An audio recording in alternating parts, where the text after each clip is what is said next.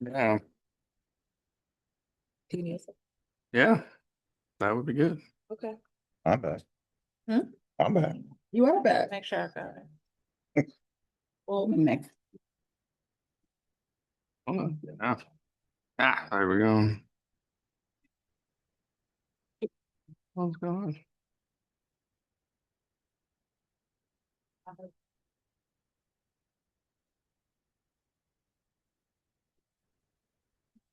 All right.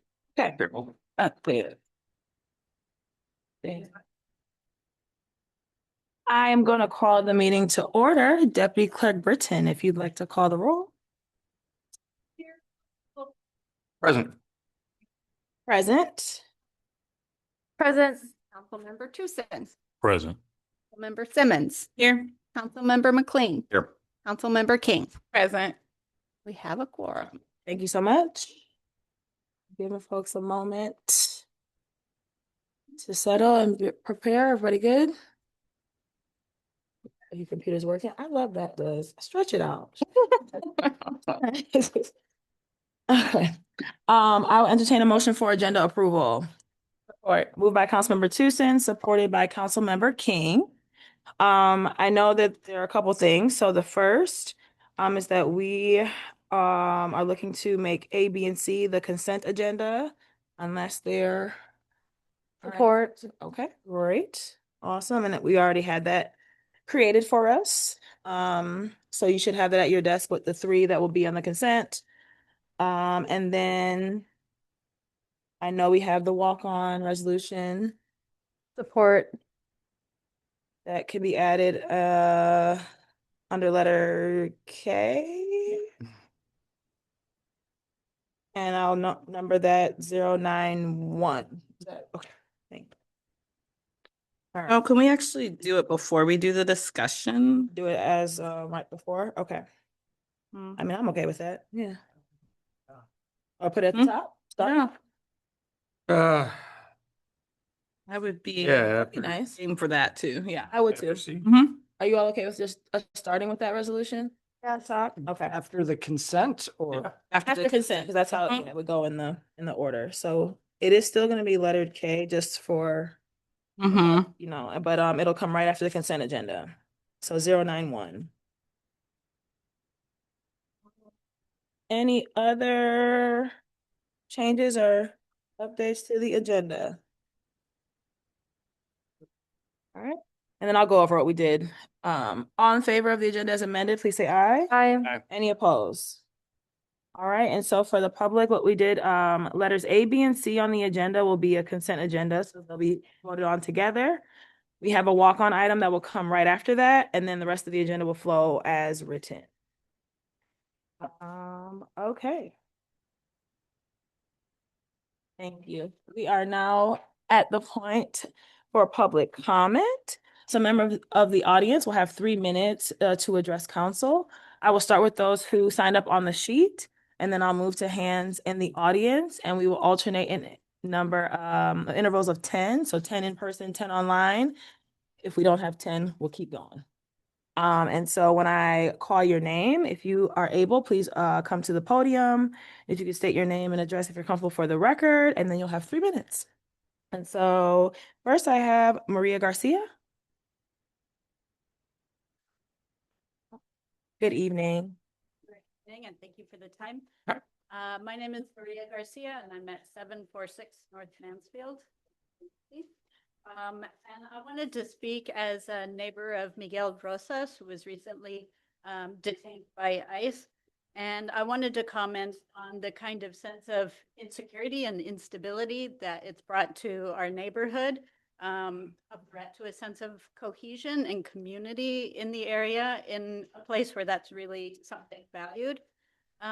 Also, as something that affects the wider EMU community, that affects how our students learn, but also our students' ability to feel at home in the city, to feel a part of the larger city, and to feel secure in the larger city. And so we're asking that anything that can be done to support his release and to support him and his family. Thank you. Thank you. Marilia Martinez.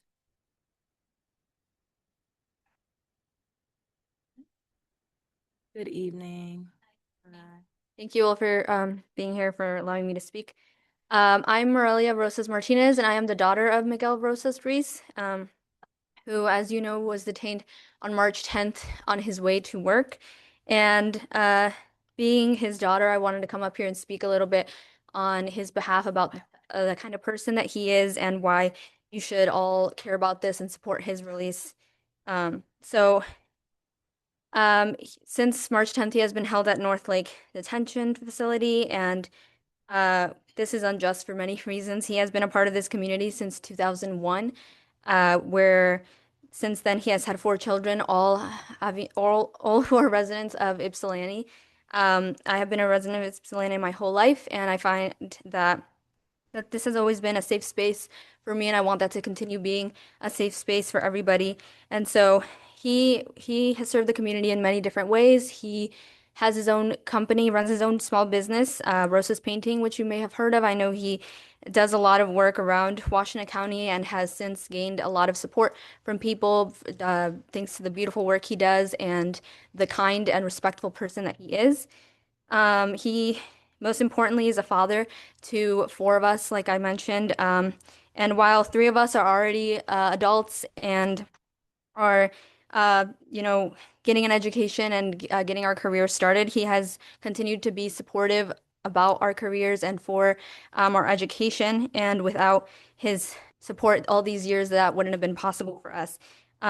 He does have a 12-year-old son who continues to need his support and would be, and is being impacted immensely by this. And so, being the amazing person that he is, we urge you to please help us in our hard work for his release and support him as he needs the support of the city that is his home, our home, and the home of many immigrants. And so we want to kindly ask you that you consider writing a letter of support for him, and as well as do any advocacy that is possible for his release. Thank you so much. Thank you so much. Michael Rosas Martinez. Good evening. Good evening. I'm Michael Rosas Martinez. I live at 1436 Whitmire Street in Ypsilanti, and I am son of Miguel Rosas Ruiz. And I came here to speak on behalf of the family as well, alongside my sister. Also am a current resident of Ypsilanti, and I want to speak on the impact that I have seen my dad's business in person he has had on the community of Ypsilanti and also the surrounding communities. He has had the painting business for over 20 years, and I have been working with him for over 10 or close to 10. And, I have seen firsthand how much he has impacted people, not just as a worker, a laborer, but also as a human. When this happened, I went around to all the people and gathered support, and there has been an overwhelming support from the community of Ypsilanti and communities of Ypsilanti and Ann Arbor, people who are angry, distraught, and very saddened by the loss of not just a hard worker but a friend. He has always been outgoing and speaking to people, a great father, as my sister alluded to, a great worker, hard worker, and always just doing helping anyone as much as he can. He has no crimes to speak of. He's an innocent person that was just on his way to work and got detained by these people. I want to just implore you guys to please write a letter, as my sister said, pass a resolution, anything that can be done in support of him, and to keep him safe and continue this city as the safe space it has been for my sister, my family, but also all the immigrant people, all the immigrants in this city who continue to face hardships and difficulties by the current administration's doings in Ypsilanti. So thank you so much for your time. Thank you so much. Jana Shem? I'm sorry. Thank you. Hi, my name is Shayna Shom. I am also a resident of Ypsilanti, a neighbor of Miguel Rosas Ruiz, and also here to speak on behalf of his neighbors. We have collected signatures of over 100 neighbors, community members, supporters of his, asking for your support. And I know some members of the council have already signed on to that, so thank you so much for your support. Something that we love about Ypsilanti is how we stand up for each other. We're here for each other, regardless of where people came from, regardless of their backgrounds. We thrive on our diversity of our community, and we love each other for us. It's something that makes us really strong, and it's what attracts people here. And so I hope that we can continue to do that and show up. I think it's an incredible symbol of our strength for the council to show through a resolution or a letter that you also, in your positions of power, stand by our residents, stand by our community in the face of hate and separation. We stand for love. We stand for keeping families together, and we stand for our residents. So we ask you to continue to use your power to show that that's what we stand for as a community. Thank you. Thank you so much. Amanda May Moore.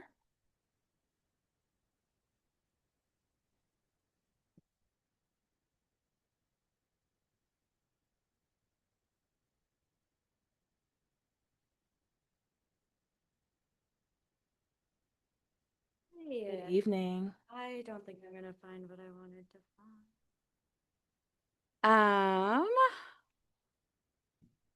Wait, I was gonna read a poem in regards to, I'll just say, yes, I really hope to see that we can do something for Miguel Rosas Ruiz as well, in terms of a letter of support.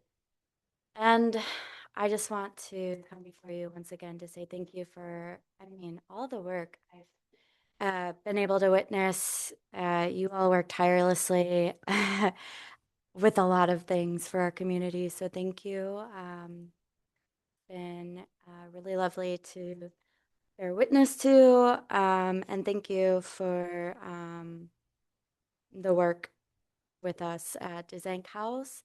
I wanted to extend an invitation to you all. I'll just end these. Yeah, you can give them to them. It's okay. We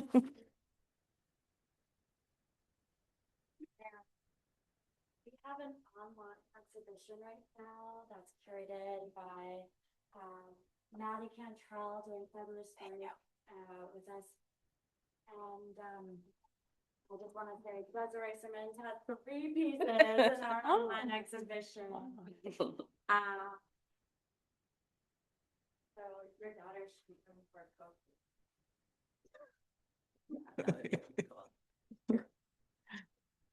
Thank you. Yeah, I just want to say thank you, Michelle. Thank you. Oh, I got just enough for everyone. Again, thank you for all the work that you all do. I'm gonna, obviously, I have more to do in terms of the zoning amendment is the past, but also I am gonna stay more tuned with all that you do because I appreciate the work that you all are doing, and I hope to be able to be more involved as well. So thank you all. Thank you. Marley Higby.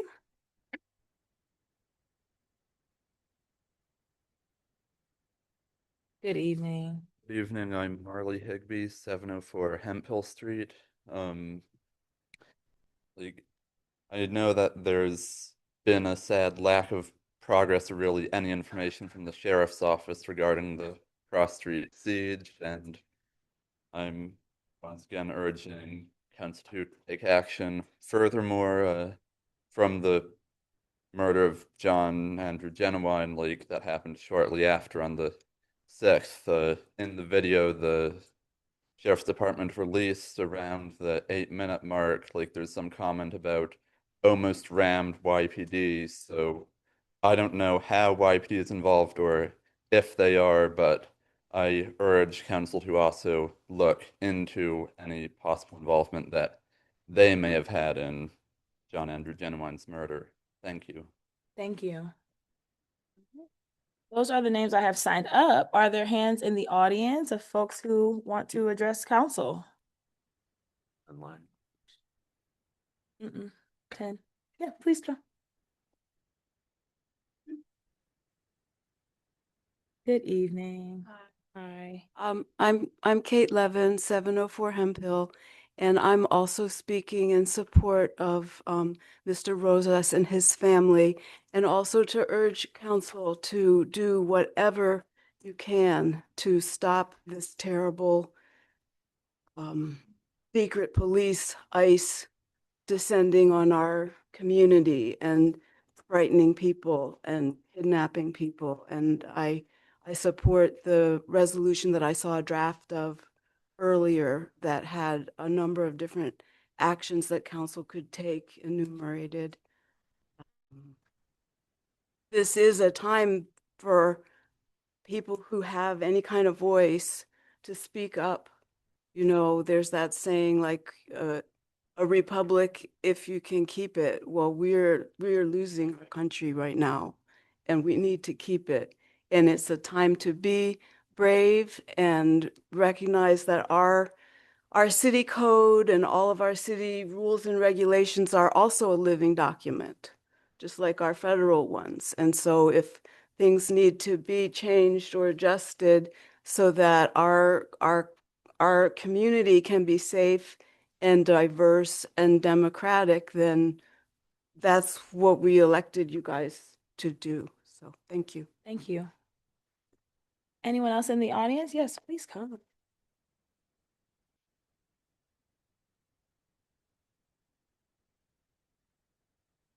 Good evening. Hi. I'm Susan Borda. I'm 1421 Whitmire Street. I also would like to speak for my neighbor and his family. My neighbor being Miguel Rosas Ruiz. The house that they purchased was not in good condition when they bought it, and I can't tell you how much they've improved the street since they moved in and repainted, which is, I guess, no surprise given it was probably using it as a sales thing. But anyway, new paint, new roof, all sorts of improvements. And they also usually meet everyone on the street with holiday decorations. Excuse me. Anyway, I don't know my neighbors usually, and I don't usually get emotional, but this whole thing is just bullshit. And anyway, that's all I have to say. Thank you so much. Is there anyone else in the audience who would like to address council?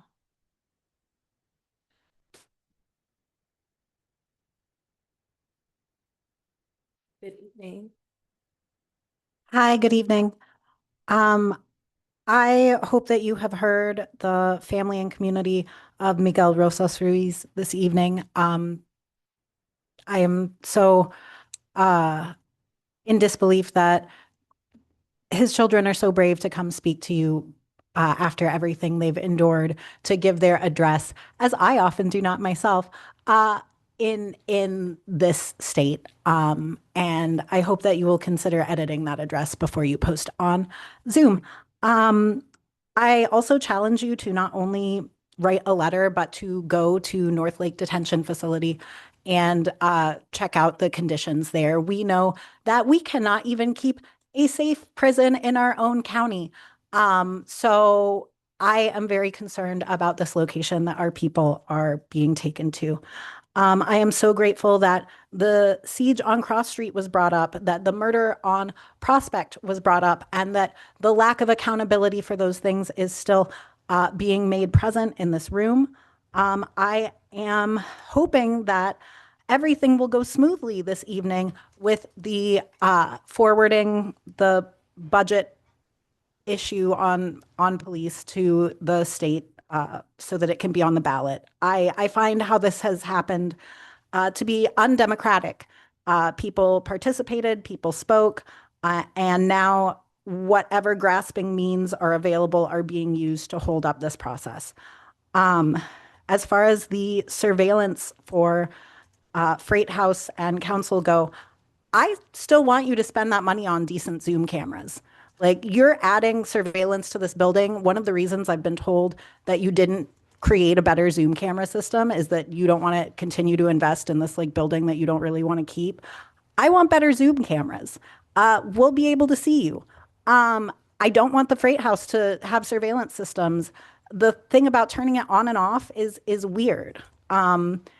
If you're going to be able to turn it on and off like that, there's what good is it? And what security are you getting? I'm not in favor of spending our funds this way. I don't think they increase security. I think we've had a lot of conversations about how to increase security and what meaningful safety looks like. And they don't necessarily include investing in more cameras when, again, we cannot invest in feeding people, sheltering people, alternatives to the policing system. So that's just not a way I'm interested in us spending our money. So I hope again that you will take the family of Miguel Rosas Ruiz to heart, that you will take the family of Ruben Peeler and Ruben Peeler into consideration, the family of the man who was murdered on Prospect. We have so many families hurting. It's time. Thank you. Is there anyone else in the audience who would like to address council? Anyone online? Okay.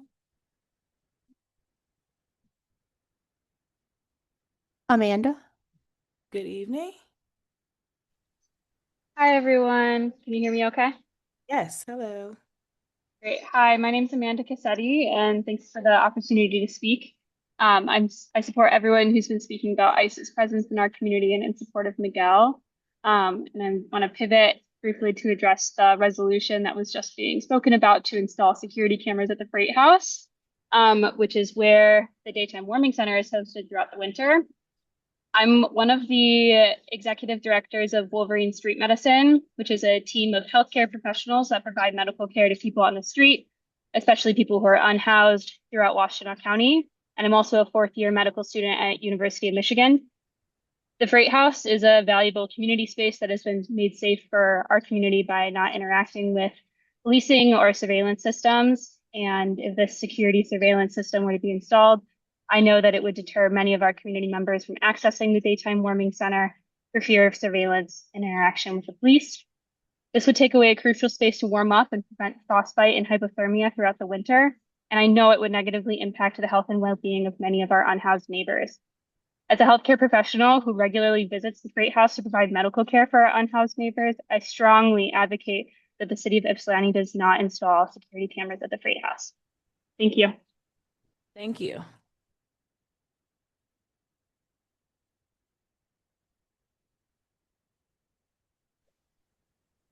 Hello, can you hear me?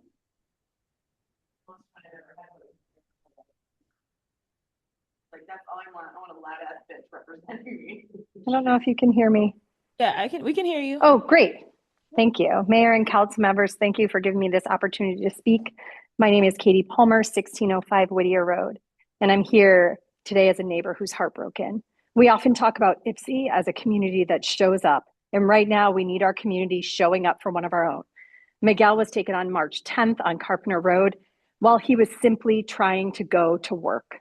Miguel isn't just a name on a piece of paper. He's a local business owner, a neighbor just a few streets over from me, and a father.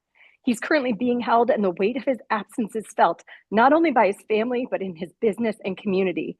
I'm asking the council to move beyond policy discussions and make a human plea for Miguel's release.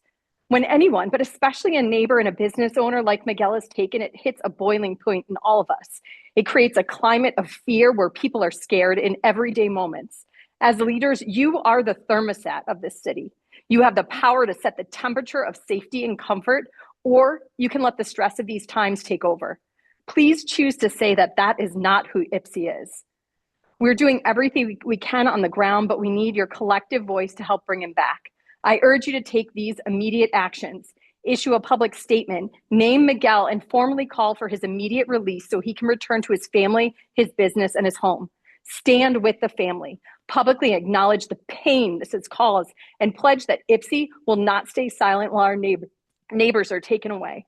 Advocate at the federal level. Use your position to tell our reps that Miguel is a vital part of our community and that his detention is a disservice to all of us. In times like these, we have to keep on keeping on, but we cannot keep on like this.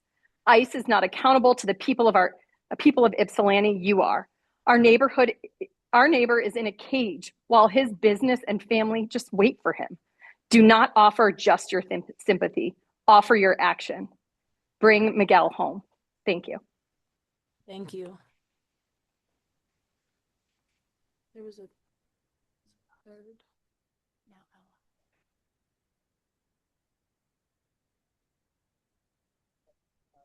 3 minutes to address council. Hello, can you all hear me? Yes. good Okay, evening. great. My name is Ella Gray. I am also in support of everyone who has spoken so far about ICE's presence in our community, and I'm in support of the immediate release of Miguel. I also wanted to address the resolution that was being spoken about to install security cameras at the Fright House. I am also a member of Wolverine Street Medicine, the team of healthcare professionals that provide medical care to unhoused people. And I strongly support Amanda's plea to not pass this resolution due to the fact that a security surveillance system would deter many of our community members from accessing this warming center, from getting valuable care and a place to warm up and also find community. And I wanted to strongly advocate for not installing security cameras. Thank you. Thank you. Is there anyone else online? Okay.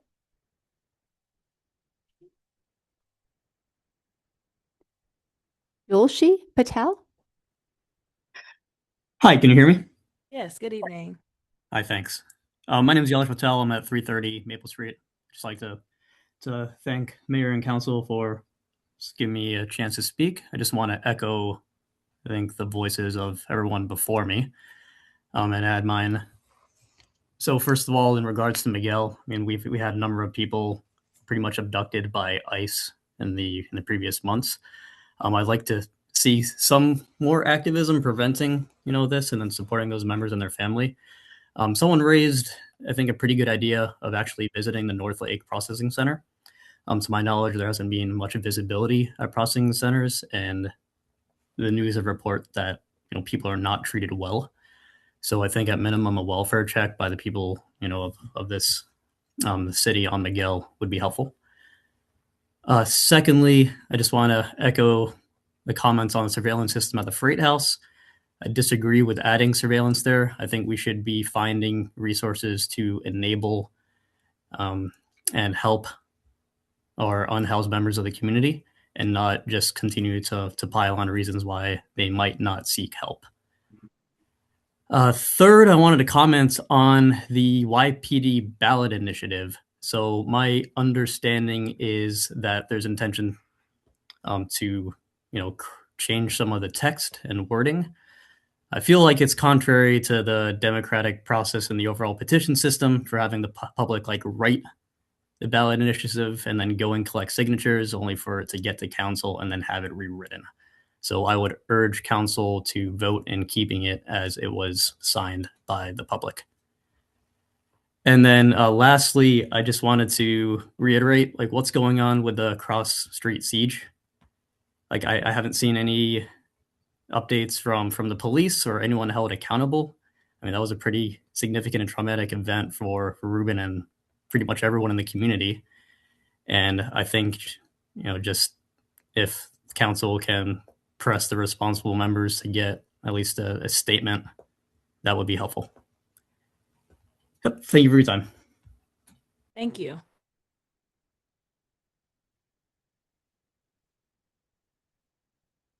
Are there more hands on? Two more. All right.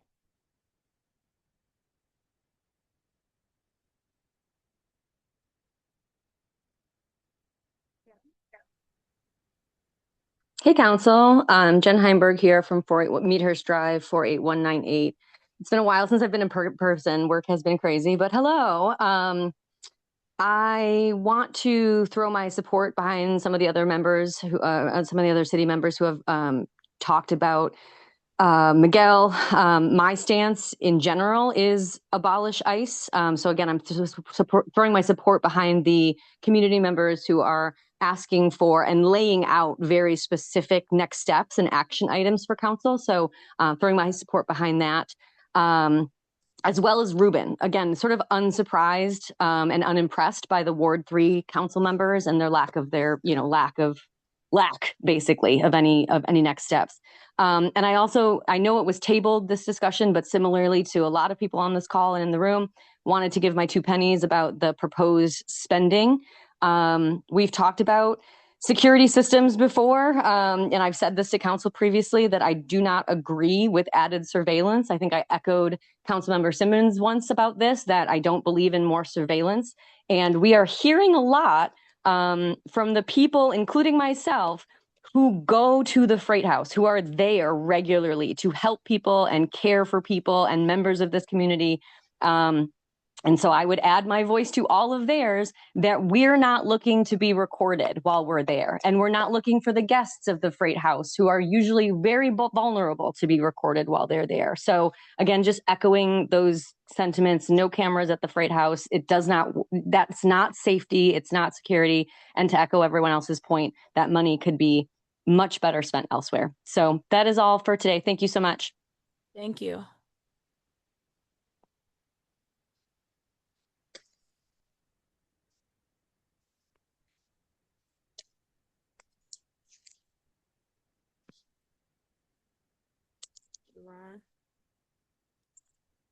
Duran. Yes, unmute. Hi, can you guys hear me? Yes, good evening. Good evening. My name is Deron Witherspoon, Senior, Ypsilanti resident. Uh, Sorry I couldn't be in person today. My daughter's under the weather, so I'm taking daddy time right now. But I would just like to address council for thanking y'all for doing y'all thing as usual. And I'd like to bring highlight to the fact of the new systems, or maybe it's new to me, that y'all been creating that's resident friendly. Like that housing, emergency housing council meeting y'all had the other day. That was very informative, and I feel like y'all giving our residents ample and lenient chances to survive. So I appreciate y'all sticking up for the people that probably need just going through hard times. Um, I also like to throw a shout out to all those people that's there in person and on Zoom for Miguel. I think that's pretty neat. So I'm an echo supporting, at least going to do a well-being check on him and seeing how y'all can rectify his situation if he's been here since 2001. I also would like to know, as far as the community, can we get like a public update? Not saying for y'all, but maybe y'all might know who can. But can we get a public update on the Ruben situation and the guy that was killed around Prospect? And I want to know if you guys can, if we can collab more, even with like my CVI meeting. I know Michelle's at the president at the meetings most of the time, but like, can we collab more with these local organizations to address the more community crisis that's like occurring more frequently in our community, such as like the suicides, this ISIS center situation. I wanted to let y'all know that I'm excited about the ad hoc committee that's been formed. I'm looking forward to serving my community alongside y'all. Uh, as far as the Frey House situation, I want to know if we can try to help the community understand what's gonna be gained most more by the surveillance, besides running away people who really need the help, or the people that's trying to help that maybe don't want the cameras in their face but just want to do the work. And lastly, I will personally inviting all of you guys to our Community Violence Intervention Summit, April 20th and 21st at Washtenaw Community College. Love to have y'all there, bring y'all insight. And I would like to know if y'all can help me launch my first Community Matters platform. I need y'all help. I would like to create a platform, maybe either at the city hall or somewhere we can get some people in that kind of create the bridge where we need to kind of have a live listening session and bring our community together more. That's probably about it. Thank y'all for your time. Thank you. All right, do we have any other? That's it. Coming back to the audience, anyone else who, please come. Hello, good evening. My name is Joy Germa. I work with Power Predestined Ministries, PO. Come on. And so, no, resolution to pay for our event, but we also wanted to request that the mayor would write a proclamation for Wear Orange June 6th in the city of Ypsilanti, and that perhaps you could have a photo op with some of the people that work on the ground, like Monster Man Action, Bill Key, Reach One, Teach One. You know what I'm saying? So that get out there. Right. And So, in addition to that, I want to ask the board to recognize the first Friday in June as Gun Violence Awareness Day in Ypsilanti. Also, that the township encourages residents and staff to wear orange that day in solidarity with survivors and the memory of those lost and been affected. And if feasible, that the city help share information through its website and social media about local support resources and the ways residents can participate. I don't know if you know what Wear Orange is and what it represents, but there was a 15-year-old back in 2013 that was shot and killed in Chicago. She had just performed at Obama's second inauguration, and so her friends came together and decided that they were going to wear orange, and it has now taken up throughout the United States, and so it's our way of making a difference and trying to help prevent gun violence. so I just want to say thank you for having the Great House open during the winter months, like you did last year, because our Eat the Homeless holiday meal we had it there, and it was the biggest. We were able to help so many more of the community. And I had funded, and I was able to get socks, gloves, thermal hats, and all that. So thank you for allowing that in there. And so, yeah, I'm requesting, I can't afford the fee for the Stop the Gun Violence event, but we are partnering with other partners. I understand you guys. That's a very important part of this year, to be partnering with other organizations. And so, Monster Man Action, Everytown, Students Demand Action, Reach One, Teach One, Supreme Felon, as well as others, will be working with us on. And this is in regards to my nephew who was shot and killed on Thanksgiving morning, 2021. So that's how this came about. This will be our 5th year. Debbie Dingo has been with us for the last 3 years, and I just hope that you. Thank you. Thank you so much. All right. Oh.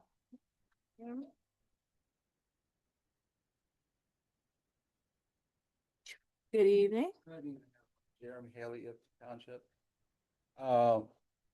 If you make a right off Michigan Ave going down South Grove, going out of town that way, there's apartments on the right and the left. And if you go down there, they're lit up like Christmas trees. And some of the lights that they have above people's doors are the same lights they have lighting the whole parking lot. Okay? You can tell there's an issue because you can drive by and see people have bought in blackout curtains to black out the lights. It's like excessively bright. And they got these lights right in front of people's doors, windows where they could possibly sleep, shining in. I know we want to have lights, but that's highly excessive. I lived one place once where the street light was always on, and where how tall it was always shined in. And if I had wanted to block it out, what would I had to do is buy blackout curtains, which I never did. I just kind of dealt with it. I feel bad for the people there because it is really horribly bright. It's the same lights you can see there on the buildings. On the doors are the same ones we're kind of using the parking lot elsewhere. So I went cheap there a little bit, don't you think? I guess they got a bulk price on a whole bunch of them. Just put them everywhere.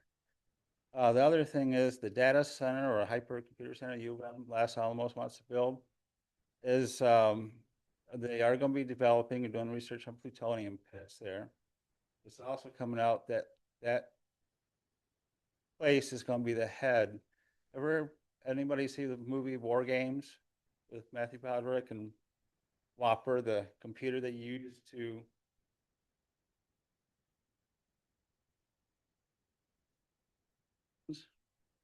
that's what they want to put in Ypsilanti Township right there.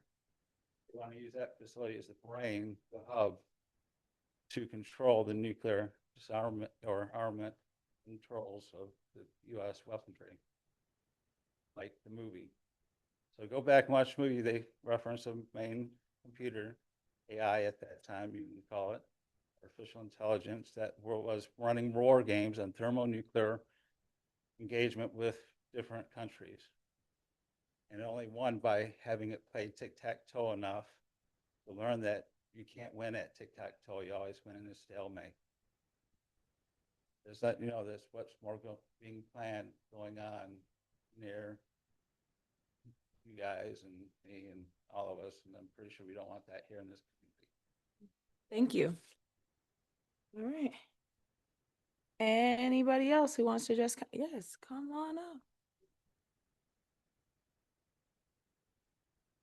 Good evening. Hi, good evening. I am a resident of Ypsi and a staff member at the Daytime Warming Center, and I want to speak against the installation of cameras at the Freight House. I believe using the funds to surveil your constituents doesn't actually prevent crime or create safety, and the real source of harm that's happening in our community are the ICE agents that are kidnapping our community members and our neighbors, and the police officers that are using an unimaginable amount of resources to terrorize people for days on end.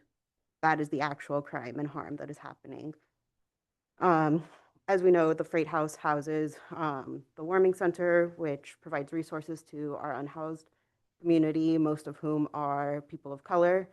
Having a home to go to, you get to experience some of your most vulnerable moments in crisis in privacy. And that is not something everybody has access to. And so by installing cameras, I feel that you are communicating that you don't actually care that what unhoused folks are experiencing, and don't want them to have access to any semblance of a private space where they can access resources, community, and crisis support. And so I encourage you to expand your imagination of what you all can do to actually substantially protect your community when we have proof in front of us that cameras and police officers are not the solution. And I implore you to please listen to the family members of Miguel and what they are explicitly saying they need, and to not assume what they need. Thank you. Thank you. Oh, yeah, go okay.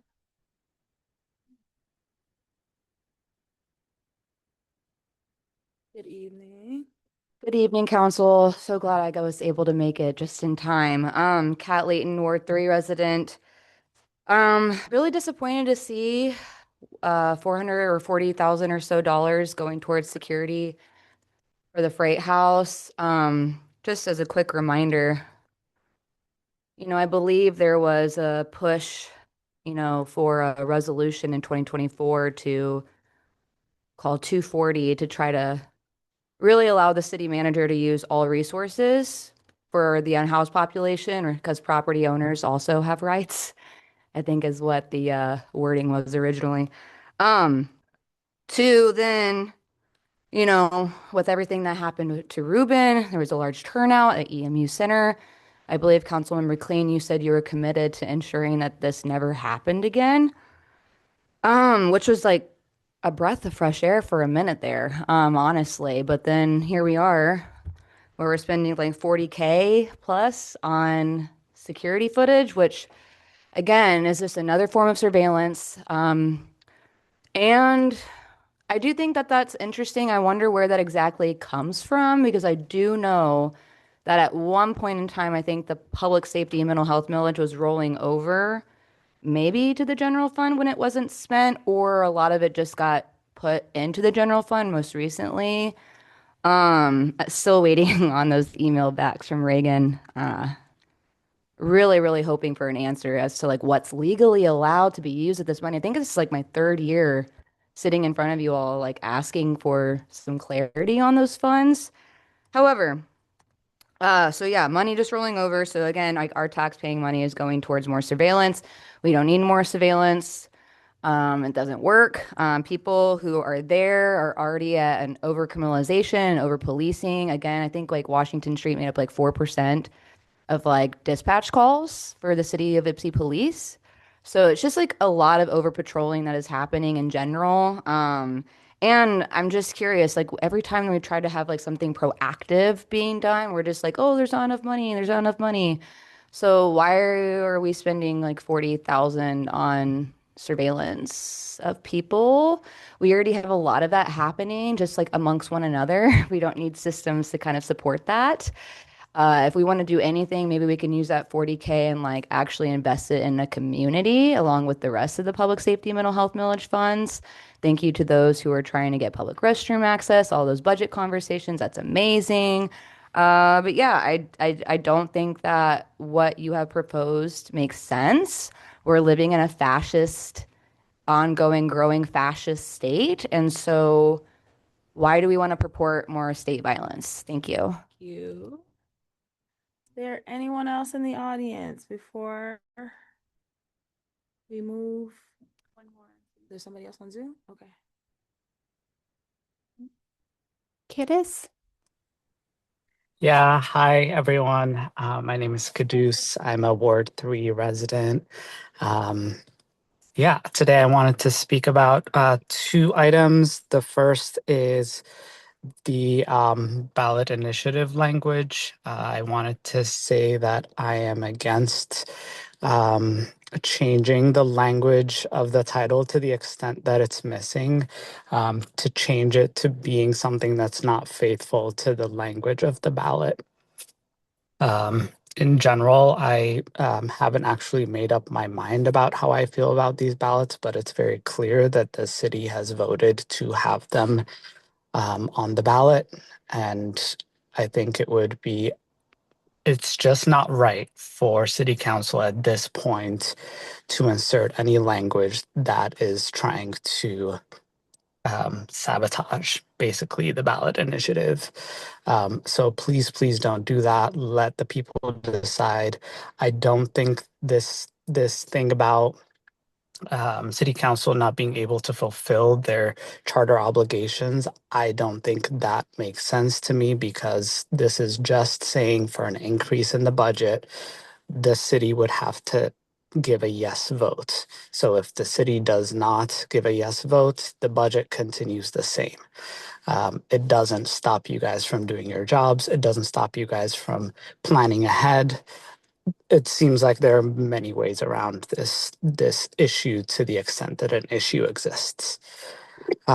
Secondly, regarding the security cameras at the Freight House, I do believe at the Freight House it is a non-starter. There's a lot of political organizing that happens there. There's a lot of vulnerable people that are housed there.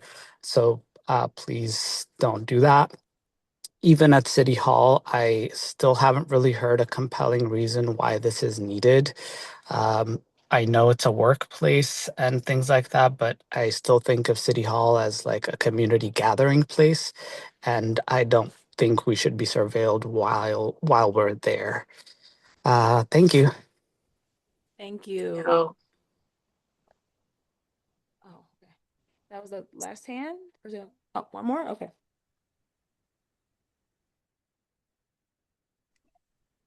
Hi, my name is Hanika Munya. I am one of the executive directors of Wolverine Street Medicine.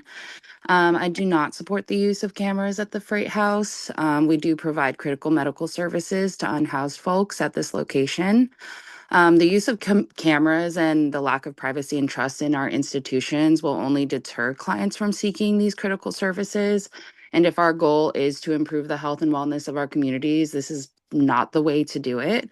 These resources could be funneled to many other avenues of care, and I implore the board to do more research on the ways they can help from the community members that are most affected by these types of initiatives. Thank you for allowing me to speak. Thank you. Okay, if there are no others who want to address council, going once, going twice. Okay, we're gonna close public comment. I want to thank everyone who came to speak, particularly you know, Miguel's son and daughter, it is very brave to come and address us. Like, this is not, I'm sure, the place you want to be tonight, or dealing with any of this. And so hopefully, as we move through the agenda, you'll see a start, and that we'll all be doing our part in different ways to support Miguel coming home. Councilmember Simmons? Hello, thank you for all the comments. There are a couple of things that people brought up that I think are good questions or next steps for us. One is just, well, I'll come to that when we talk about it. But the one thing I did want to bring forward, a few people were asking about the updates from the siege in particular. And I think that the last time this came up, we were supposed to be getting a report from YPD, and they were going through coverage, and we were told that we couldn't really get a good time frame. But I actually think that we could have them come and give an update, even if it's not complete yet, even to say we've gotten through 50%, we've gotten through whatever. And I would like that to happen either at our 4/21 meeting or at latest our 5/5 meeting. So I'd like to make that formal request if we can get some support, or because we've been waiting and it's kind of been like in the ether. So I think that we should be able to get something at this point. So thank you. Thank you. Councilmember McLean? Thank you, Mayor. I want to second your thanks to everyone who spoke, especially about the situation with Miguel and our neighbor.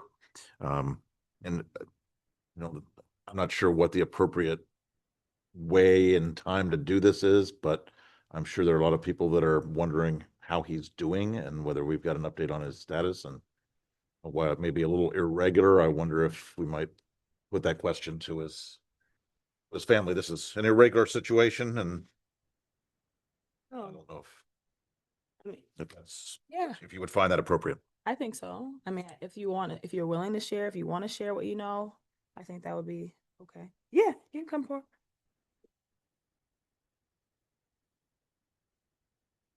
Hi. Hello again. Thank you for the question. He is doing, as fine as he can be considering the situations. Obviously, from what we've heard, echoing the concerns of people, the conditions aren't particularly good, humane, if I say so myself. He has talked to us how he barely has shoes on. They're basically like rags. That's concrete. So, and he suffers from arthritis. So, he has to go to the infirmary often to get medication for knee pain and joint pain. He says he regularly has chains tying his, I don't remember exactly, but tying his feet. So, like a prison. So considering all the inhuman conditions that he is being put to suffer, he's doing as fine as he can be, trying to stay strong. Luckily, he's able to be in communication with us. We have to deposit money into his account for him to call us. So, considering all the conditions he's being put through, he is trying his best to stay strong. So thank you for your concern. Thank you for sharing. Thank you. All right. Anything further before we move into the agenda items? Councilmember Tucson, you have the consent agenda. Yes, I do. So resolved by the Council of the City of Ypsilanti, that the following items be approved. 1, resolution number 2026-084, approving the minutes of the regular meeting of March 17, 2026. 2, resolution number 2026-085, approving its second and final reading of the Arts and Crafts Zoning Text Amendment Ordinance number 1458. And number 3, resolution number 2026-086, approving the second and final reading of the Electronic Message Board Revisited, Zoning Text Amendment Ordinance number 1459, and I so move. Support. Been moved by Councilmember Tucson, supported by Councilmember Fellows. Please call the roll. Mayor Brown? Yes. Councilmember Fellows? Yes. Councilmember Tucson? Yes. Councilmember Simmons? Yes. Councilmember McLean? Yes. Councilmember King? Yes. Pro Tem Wilcoxon? Yes. thank you. Councilmember Simmons, would you like to read into the record? Yes, thank you. So this is for the walk-on resolution. Resolution to demand the release of Miguel Rosas Ruiz from North Lake Detention Facility and return him to his home in Ypsilanti. Whereas Miguel Rosas Ruiz was unjustly detained by ICE on March 10th, 2026, and has since been held at the North Lake Detention Facility in Baldwin, Michigan. Whereas Mr. Rosas moved to Ypsilanti in 2001 and has grown roots here, including raising his 4 children here, some of whom are students at Eastern Michigan University, the youngest of whom is in middle school, starting and maintaining his own business, Rosas Painting, and being a positive presence in his neighborhood. Whereas Mr. Rosas actively supports his family in multiple ways, including financially, and their health and well-being relies upon their being reunited. Whereas the city of Ypsilanti has named our solidarity with immigrants and all who have taken an oath to protect and serve, and all who we have taken an oath to protect and serve. Now, therefore, be it resolved that the Ypsilanti City Council stands with Mr. Rosas and his family to urge that he be granted a bond hearing so he can be released. Be it further resolved that this resolution be sent to Congresswoman Debbie Dingell, Senator Gary Peters, Senator Alyssa Slacken, and Governor Gretchen Whitmer, encouraging them to advocate for Mr. Rosas' release as well. And I so move. Support. Councilmember Simmons and supported by Councilmember Fellows, and I believe I heard Mayor Pro Tem Wilcoxon. Make our own lines here. Councilmember Fellows?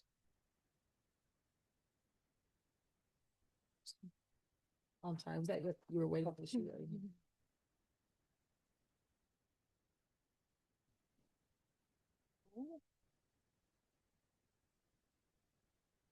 Oh, I thought I saw your hand, yeah. I can speak first. Okay. Yeah, thank you to everyone that came out tonight to support Miguel and the family of Miguel, as well as the walk-on resolution in support of advocacy to secure a bond hearing and also get our legislators to take action. Yeah, I mean, I was counting out the emails and the public comment, and it looks like we have gotten well over 15 engagements on this issue on such a short amount of time, which is a display of like how much the community cares about this particular person and family and the issue itself. And it just is a testament to who we are in Ypsilanti. And I do believe that Ypsilanti will not stand down to ICE and that we're going to do everything we can to fight this. We have been taking some action, but there is more to do. And, you know, I was attempting to bring something for this agenda regarding some action steps, but I will be bringing it to next agenda. So I just want the public to know to look out and come out and speak out in support of a resolution that's calling to defund ICE and CBP and redirect those resources to community needs, and has action items including, but not limited to, distributing Know Your Rights information to all households in multiple languages, promoting Know Your Rights information on public transportation and other public spaces, and making city spaces available for free to related Know Your Rights trainings and things like that. So hopefully we can take some steps to get more information to the community and empower people who are just trying to live their lives, everyday lives. So thank you everyone that's working on this issue, who's in rapid response, who's in community organizing. We need you, we appreciate you, and I hope we can make it through it together. Thank you. Councilmember Simmons? Yes, I want to appreciate everyone who's reached out in all the different ways. And also, I know that some of the people who called, that this might have been their first engagement actually with council. So just showing that, you know, when things matter, that people do speak up and show up. And appreciate that it's over showing and providing care to someone in our community. So just kind of holding up the adage that love trumps hate. And, yeah, that's kind of weird. And then also just to say that even though I know so many people are coming out, this is a specific call, but that we know that there's many others that have been separated from their families and may not have been able to get the same support, not because those folks have not also made contributions in community, but there could be other kinds of things that can hold people back from speaking up so fervently and publicly. And so also recognizing that these calls have also pushed against what has happened in our community leading up to this point. And so just knowing that our hearts are with all the families who have been impacted. Thank you. Councilmember McLean, and then Thank you, Mayor. I'll echo the sentiments of several of the other council members and certainly want to thank those who have come to us, who have called us, who have spoken out and stood up for our neighbors. I've lived in this community for about 20 years, for a long, long time. One of my favorite things about this community are the Eastern Michigan signs that celebrate where everyone's from. And I always thought that stood out. There are some places who clearly don't value diversity, but this is a community that always has, I think, for at least a good long time, valued diversity, and those signs indicate it, and so does this outpouring of support. You know, I want to remind everybody, and I don't think anybody in this room needs to be reminded, but it's important, I think, for the record to remind not only this community but the country that ICE is still no better, right? It's not quite on the news as much as it was. We're busy propagating an illegal war and threatening to obliterate whole populations now. So that's taken over the news cycle. But ICE is no better. It continues to attack. I think somebody used the word kidnap, and that was the appropriate word. Our neighbors. We have various reports into the outrage of the day, outrage of the week. I'm reading that TSA is now reported to have turned over multiple people in airports to ICE. So the idea that ICE is just there to help TSA. One more lie from this administration. There are reports of staff at a facility in Montana taking bets on who might commit suicide in that facility. Now, can we corroborate these things? Not necessarily. Do we get denials from ICE all the time? Should we believe anything ICE says? Not a word. Not a word. So their denials aren't even credible. I think we should make these efforts to try to get Miguel returned home. Do everything we can. I think there's a frustration over what can be done, but I think some good ideas have been raised here. And I think we can hopefully collaborate with Mrs. Dingell's office and get some oversight of Miguel's situation in this particular facility. And I hope the family knows that this council, which doesn't always agree on everything, and probably won't agree on everything tonight either, but I think there's agreement here on this, and we stand with you. you. Mayor Pro Tem? Just want to say thanks to Miguel's family and neighbors for showing up tonight, and for circulating the letter and GoFundMe and all the efforts to bring attention to this. There's lots of rumors about North Lake, and I can't really speak to that. I know that people are not allowed inside to see their loved ones. It's isolation. It's a concentration camp, and we need to stop these kidnappings. And so all of the things that are listed in this resolution and what my colleagues have already said need to be done to stop these kidnappings. All right, thank you. Councilmember Tucson? Yes, I want to echo the sentiments of my colleagues, and I definitely want to say thank you to the family for coming and advocating for your father. And I want to say thank you to the community, for coming and advocating for your neighbors. Thank you. Thank you. One more. I remembered one more thing I wanted to share. I did go to a event for local electeds in Seattle about a week ago that had a rapid response training and for electeds. And one of the things that came up from leaders in Chicago, Minneapolis, and LA is that they've had a slowdown of abductions and ICE surges in their cities because they started filing suits. So I do think that is the next step for action on the city level, is that we do need to start suing ICE for violations of the habeas corpus and other things. Because they are breaking the law, and it is something that will gum up the works and slow things down. So it is absolutely incumbent for our leadership above us, but also for us to collaborate them to start filing suit to deter abductions, because we in Ipsy, as far as I know, we've had at least 15 abductions in the last year and a half. So this isn't contained to one family, as many people that remain nameless have been taken from our community. You. Further comments or discussion from council?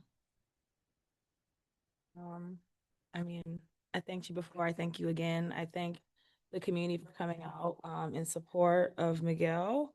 I also know some of the things that we've already done after getting calls and emails, and I plan to follow up with Congresswoman Dingell tomorrow on this to see what her office has been able to find out and do. And we check pretty often, so hopefully we'll have some news about what is happening.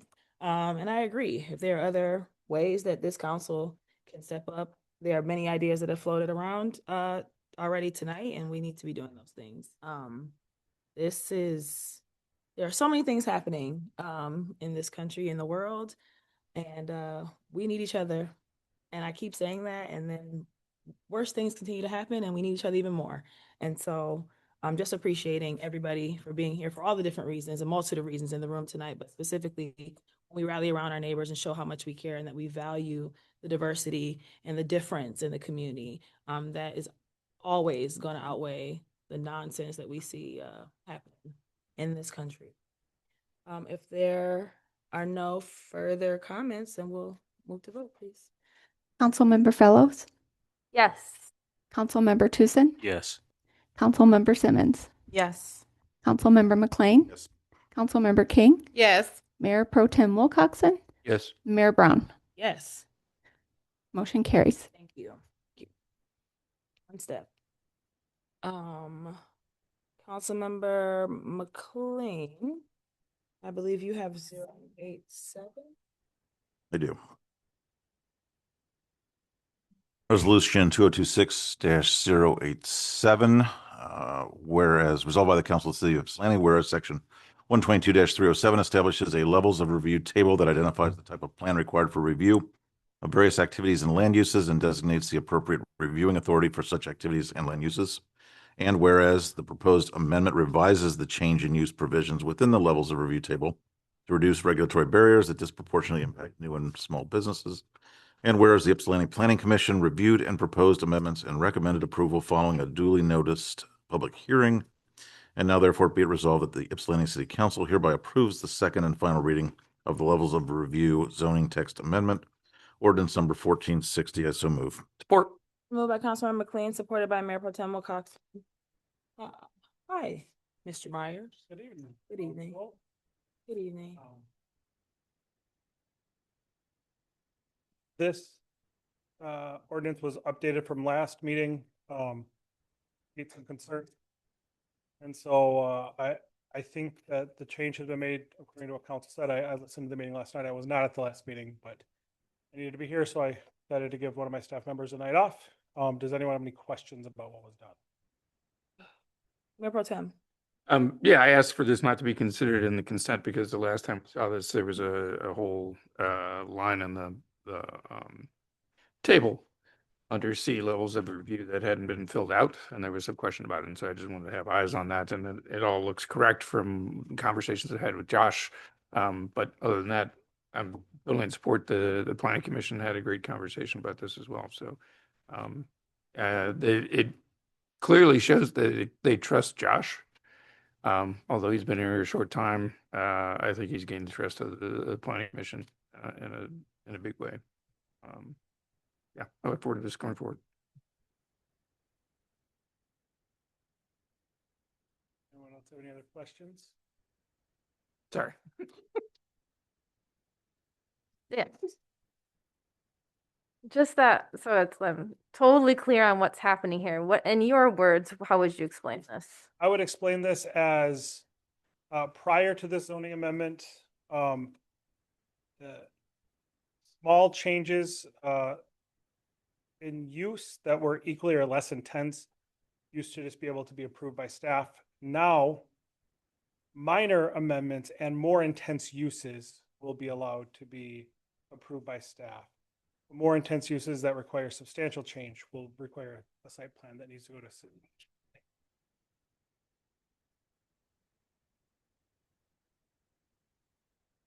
Now, there's 3 levels of use-based review requirements, 2 of which will be able to be approved by staff, 1 of which will not.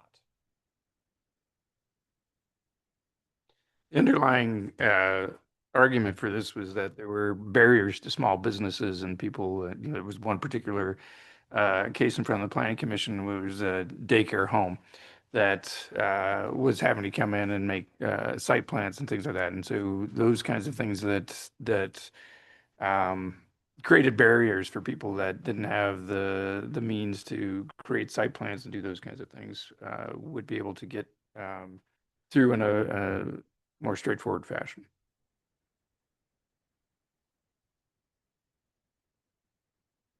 Essentially, if a substantial groundwork needs to be done, it's going to need to go to Planning Commission. If substantial groundwork does not need to be done.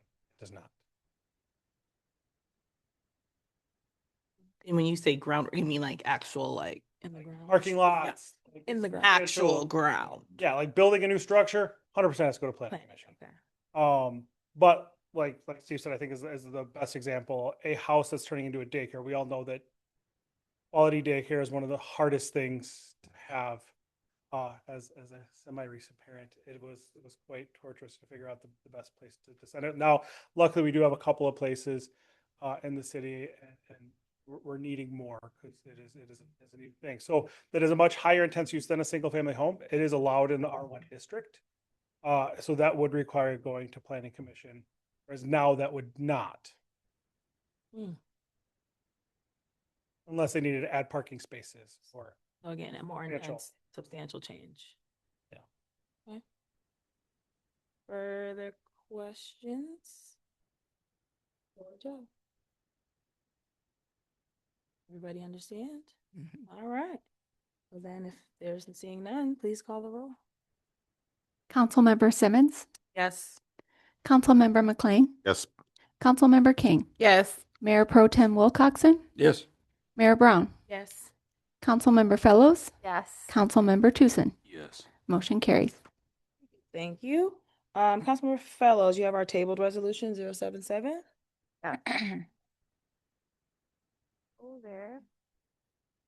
Resolution directing the city clerk to forward certificate of sufficiency for charter amendment petition for police funding to county clerk and governor.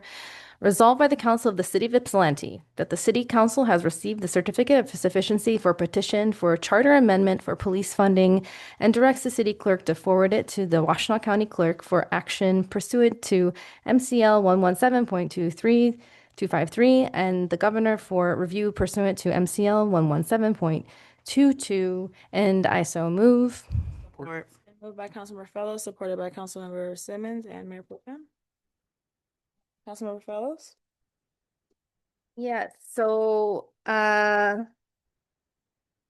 this got tabled from last time, and because there was, conversation about a potential council title or a caption, and there was some things floated, and then behind the scenes from that meeting to this meeting, there was some information or, various statement of purposes offered. One by Councilmember McLean, one by myself and Councilmember Simmons. The one that's in the packet is actually incorrect and I emailed the updated version of it. But I think, after conversations I've had with both the city attorney, city manager, and with Tracy, the city clerk, what seems clear to me is that this is as we all know, is a procedural ministerial action for the governor and potentially the AG to review the petition and make sure that it's okay to go to ballot. And so for that reason, I believe the city attorney forwarded us his recommendation for what should go on that, which was basically the original ballot question statement. So I am going to amend this to just say we're passing on the recommendation of the city attorney, which is the included in the email and is the original ballot question statement of purpose. That's a motion? Support. It's been moved and supported to amend to the language that the city attorney submitted to us. And if we could read that, I mean, I can read it. To amend section 5.04 of the city charter to limit budgeted expenditures regarding the police department to that established in the prior fiscal year, absent approval of a majority of the electorate at a special election called for that specific purpose. It was sent out what time that was?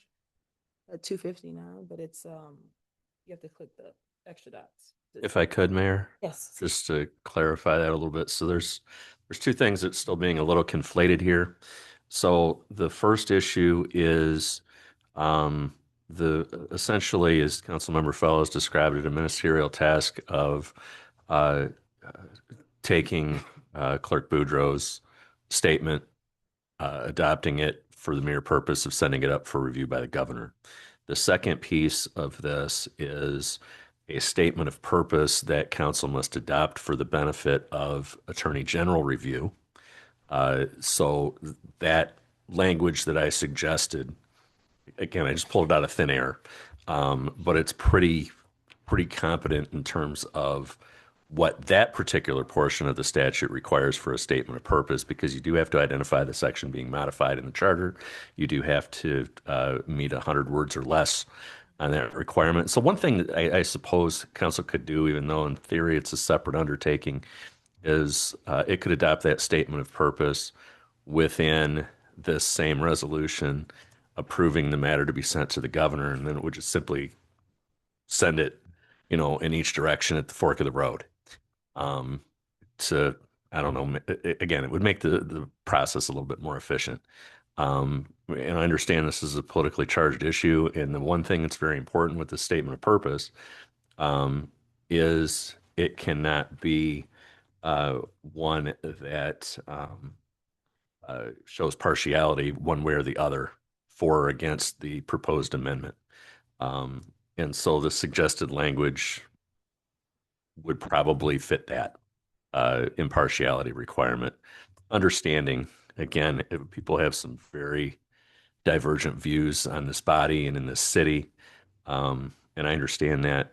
My job is to give you legal advice, not political advice, obviously, for this very political issue. Thank you. Yeah, so I guess the amendment, which I don't know if it has to actually be a voted on amendment because I read it in and I think Councilmember Simmons supported it. So it's like a friendly amendment to the amendment or to the resolution.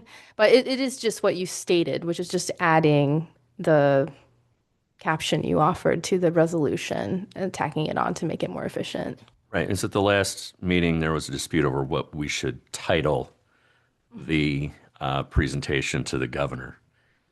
I don't know that that's actually even necessary. We just send the text of the proposed amendment to the governor with the resolution adopting the clerk's determination that it meets all the facial requirements under the statute. That was the intention of the amendment. Can you read the amendment again? Well, it was just this purpose being added to. Yeah, just the purpose being added to the original resolution that was just read onto the tape. Senator McLean? So point of clarification on the amendment. With the amendment added, do the words "for police funding" remain? I don't understand what your question is. At least the language I had suggested in the email would not use that language. But as Councilmember Fellows was reading the original resolution, she used those words. Those were the same words that I was responding to with my amendment 3 weeks ago. So I want to be very clear whether or not we're sending a document forward that continues to describe what we're sending as for police funding. Does that remain anywhere in this resolution? So I believe it does because I'm sorry. I mean, what I've heard is that this language is added to, that it does not replace something. So if that's the case, then what Councilmember Fellows read earlier also remains, but this is simply added to it, if that's my understanding. how about this? Councilmember Fellows, with your amendment, were you adding the purpose to, so this would just be another paragraph on the resolution that you have? Or is this meant to replace something in that? It's just an addition of the city attorney's, yeah. So it's added to. Because the first part just describes that we're sending along a certificate of sufficiency for a petition.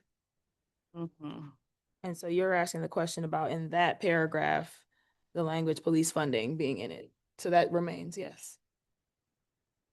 As, yeah, you're saying, because that's the language that's early. That was what was, That's yeah, it's in already the on here. petition. Yeah. So I don't see that we have jurisdiction to remove language that was signed. Part of the ballot. City manager? So if, it's been a while since I did this, so if I remember correctly, the language on the petition will be the ballot language. This will just be a descriptor under the ballot language. So it is not actually the ballot language, it's just a description. Yeah.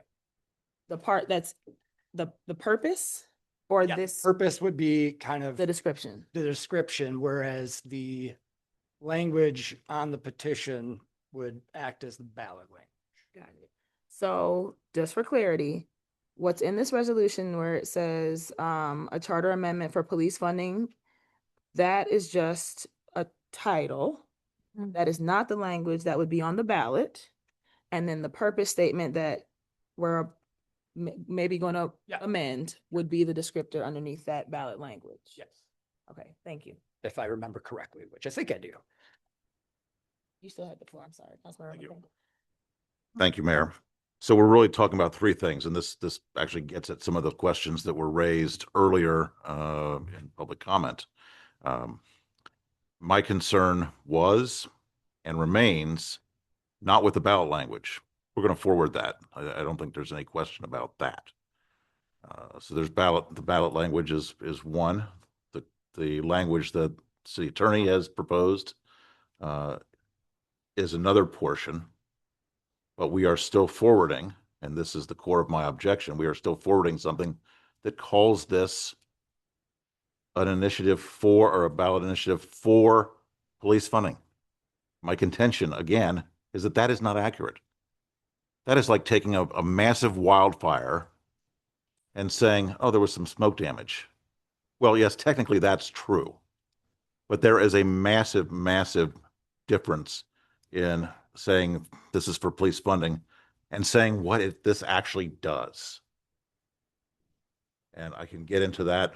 I think that we have right now an amendment before us. So I'll save those comments for later, but they will mirror much of what I said 3 weeks ago.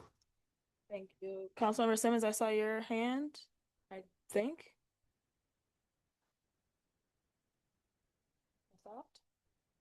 I'm going to hold. Yes, thank you. Okay. So we have an amendment that technically could be friendly to add the purpose, or we could vote on it if folks felt more comfortable doing that. What? For a vote, Mayor. Okay, so we have, all right. Any more discussion on the amendment to add the purpose to the resolution that was presented by the city attorney? Okay, Councilmember Simmons. I do have just like a quick question about this. In this language, it says it says a special election called for that specific purpose. And then, but then I also thought that in the proposal, it said about the next general election. Yeah. The next, okay. That is Does different. that make sense? Yeah. My name. Yeah. So I don't know, was that just confusion? Because I think those are obviously different, would be different things. Right. The proposal itself is being determined by the voters at the next general election, but the ballot proposal indicates a singular purpose election. So no other items can be on a particular ballot when this issue is addressed. No. No, I think it's saying I that, think it's the other way. Oh, the other way around. Okay. Yeah. I think But it it was said, in both, quite frankly. oh, what? Here, let's make it easy. I'll go grab the I ballot. thought it was the next general election. yeah, I think it was, I think it said next general election. And I think it was referring to that it couldn't be bundled with other things as well, but that it had to be voted on. Explicitly, but at the Yes. next general election. Mm-hmm. Yeah. Regular citywide election. So I think that would be, I guess that would be what I would That would just, change the. that would just be, that would be it to amend the actual language there. Oh yeah, where did I think, I couldn't, Yeah. it did change. Yeah, because if I know Right. that's not. So just so we're clear on this, the ballot language says there is hereby established a limit on the amount of police expenditures that may be adopted by the city council for any fiscal year effective with fiscal year 2025, 2026, which is actually passed. And for each fiscal year thereafter, the city council shall not adopt a budget with total police expenditures exceeding the police expenditures of the previous fiscal year without approval of the majority of the qualified electors voting on a charter amendment pertaining to no other matter, subject to limitation and prohibitions provided by the federal or state constitution or by law as necessary. The city council shall enact ordinances fully and faithful effectuating this limitation.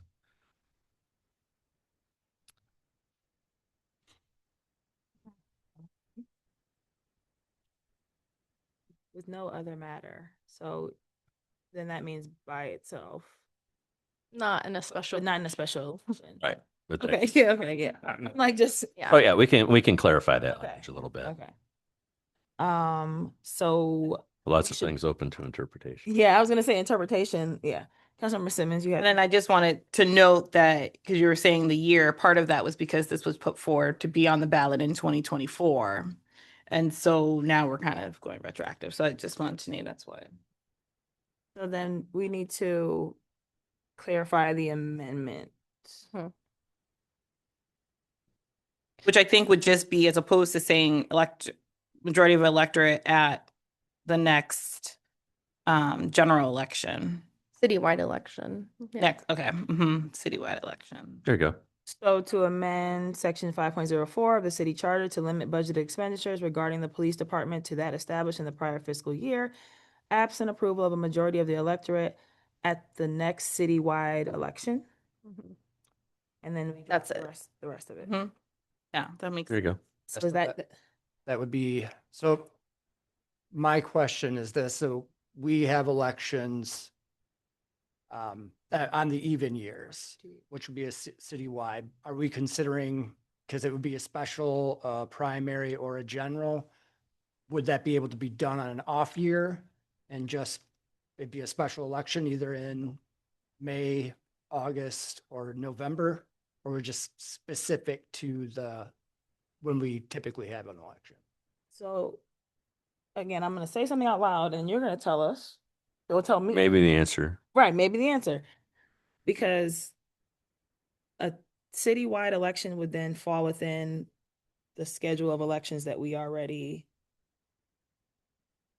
The next general. right? The next general. It wouldn't be a special election because that's not what It would still be a citywide election. So if there's something on a ballot, say there's a millage, Oh. and that's on a May ballot, Oh, then we this could could put it be- on this, or can, It says a regular citywide election. So that would. because that would only be the Even November general. Right? November. Yes. Okay. If it's a regular citywide, that would just Yeah. be the general election. Okay. So it would only be in general election. Yeah. Okay. All right. I accept that amendment.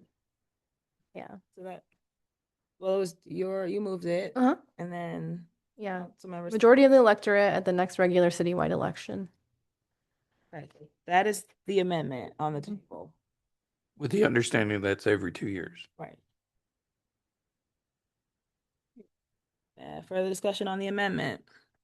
Yeah. Oh, Mayor Pro Tem. I was doing research on this and looking at different scenarios, and Mr. McLean has brought up a number of issues that he sees with the conflicts with the charter in other places as well. And I think that purpose kind of ignores those, right? And there are going to be the wording for this proposal is fine, but the information that goes with it, the ramifications for this is more than just a simple matter. It rearranges the job of the city manager. It rearranges the job of the city council, and I don't think those are expressly addressed in the purpose. And I know that these often come out in the campaigning for these kinds of ballot initiatives. But I think that needs to be addressed on the ballot itself to say that these are the issues with the current charter and where it will be changed.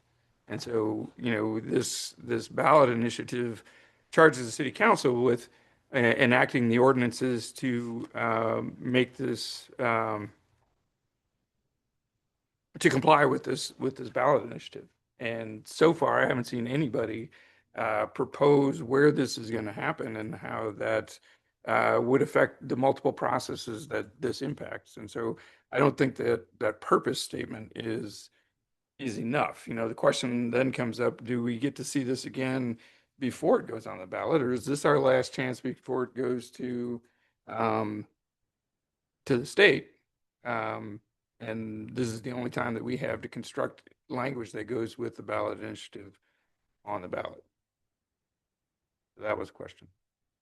I know it sounded rambling, but it was a question. So do we see this again if we pass something tonight, or is this the only chance that we get? Well, you don't have to pass the statement of purpose tonight. You just have to do it at least 90 days before the date of the election to give the Attorney General time to review it. So you have time on that, but it's somewhat fleeting because you're going to be spending the next 2 months doing budgets. So, I mean, you can give this more attention later if you want, but that's entirely up to you. But at the end of the day, the ultimate matter at hand is sending this matter to the governor for review. And, the issue, that third issue that Councilmember McLean brought up is what title do we put on it? I don't know that we have to put a title on it at all. Okay. Councilmember Simmons? Just for clarity, I know that one of the things that Tracy said is that part of the timing was to make sure that it would be reviewed. So even though there's this 90 days, as you're saying, that the concern was that, well, what if it takes more, So I guess the other question is, given the limitations that you have laid out as well in terms of the limits, of the purpose, whether, some of what Steve is laying out is actually like probably take, paragraphs and paragraphs, it's like actually like part of, to me, some of the discussion with voters directly. And as we talk about what are the outcomes, what does it mean? How do we feel? The conclusions we come to and some of those. So I'm not sure whether, I'm just wondering, like, if, what would we gain by waiting? Like, what more could we add into it that would both satisfy some of the questions you all have, but also maintain impartiality and not making conclusions that aren't there yet. Well, you get 100 words. 100 words or 100 characters? 100 words. Okay, And texting. and so thus not multiple paragraphs, which is a road you don't want to go down anyway, because if brevity is not in charge, then you are potentially injecting your own particular viewpoints into the outcome of the ballot initiative at the polls. So you have to be very careful there. I mean, again, it's up to you to do a statement of purpose as part of this. You can do it separately. It's often done separately. But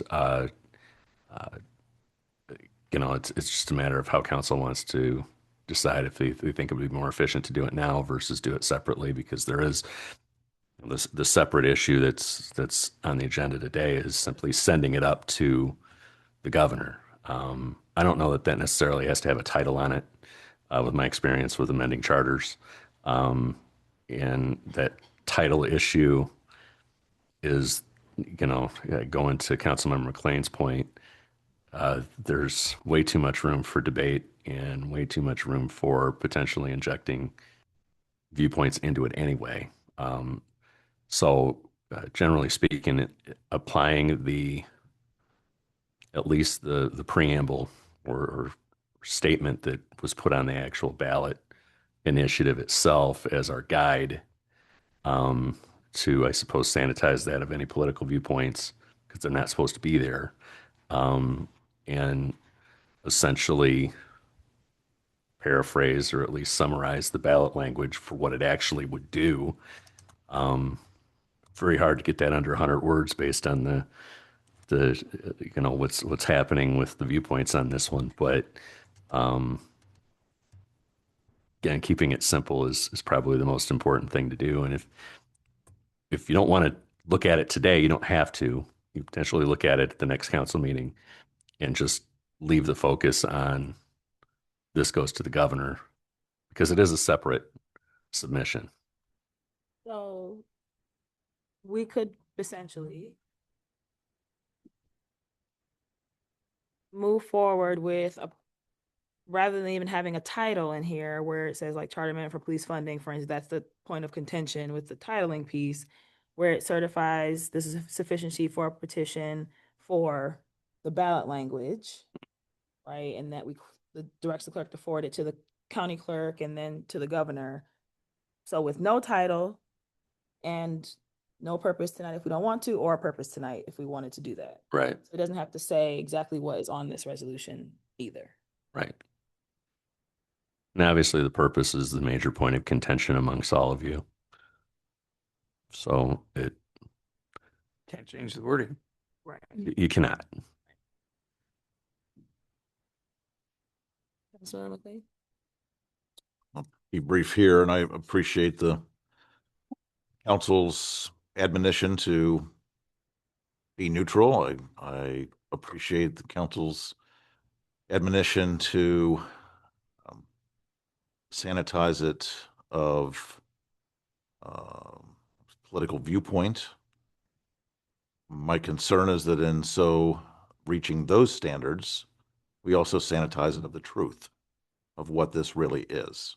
And I appreciate Mayor Pro Tem's comments about one of the key elements of the truth of this is that it fundamentally changes the role, which is defined in our charter, of the mayor, the council, the citizens, the administration, over how we create a budget. That is, at its basis, that's what this does. And so sending something along that doesn't say that, to me, is problematic. Councilmember Fellows?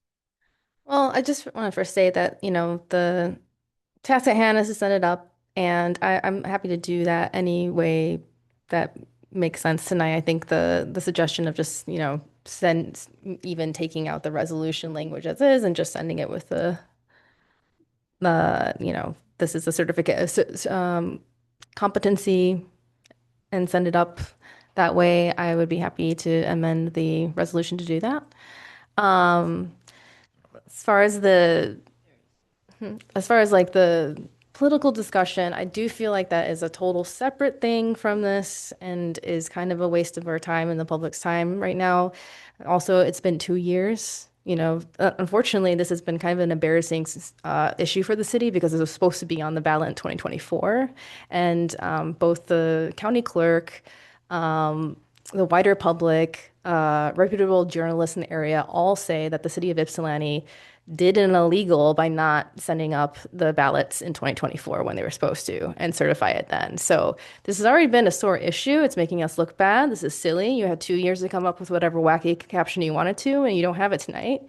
So if you want to, you can bring it back to the next meeting. But I think we need to send this up one way or another and not look foolish in this time. And I do think if you do try to engineer a caption, it puts us at risk for legal suit, which I understand. There's a rumor that there will be other legal suits involved, but I'm not trying to add another legal suit on top of everything else with this issue. We just are trying to support the public who have a option to use direct democracy and within our charter to do things that they want if they're not seeing the city council and the city staff doing it, which is within the public's right. And they did that and they collected enough signatures and it's going to the ballot, and that's that.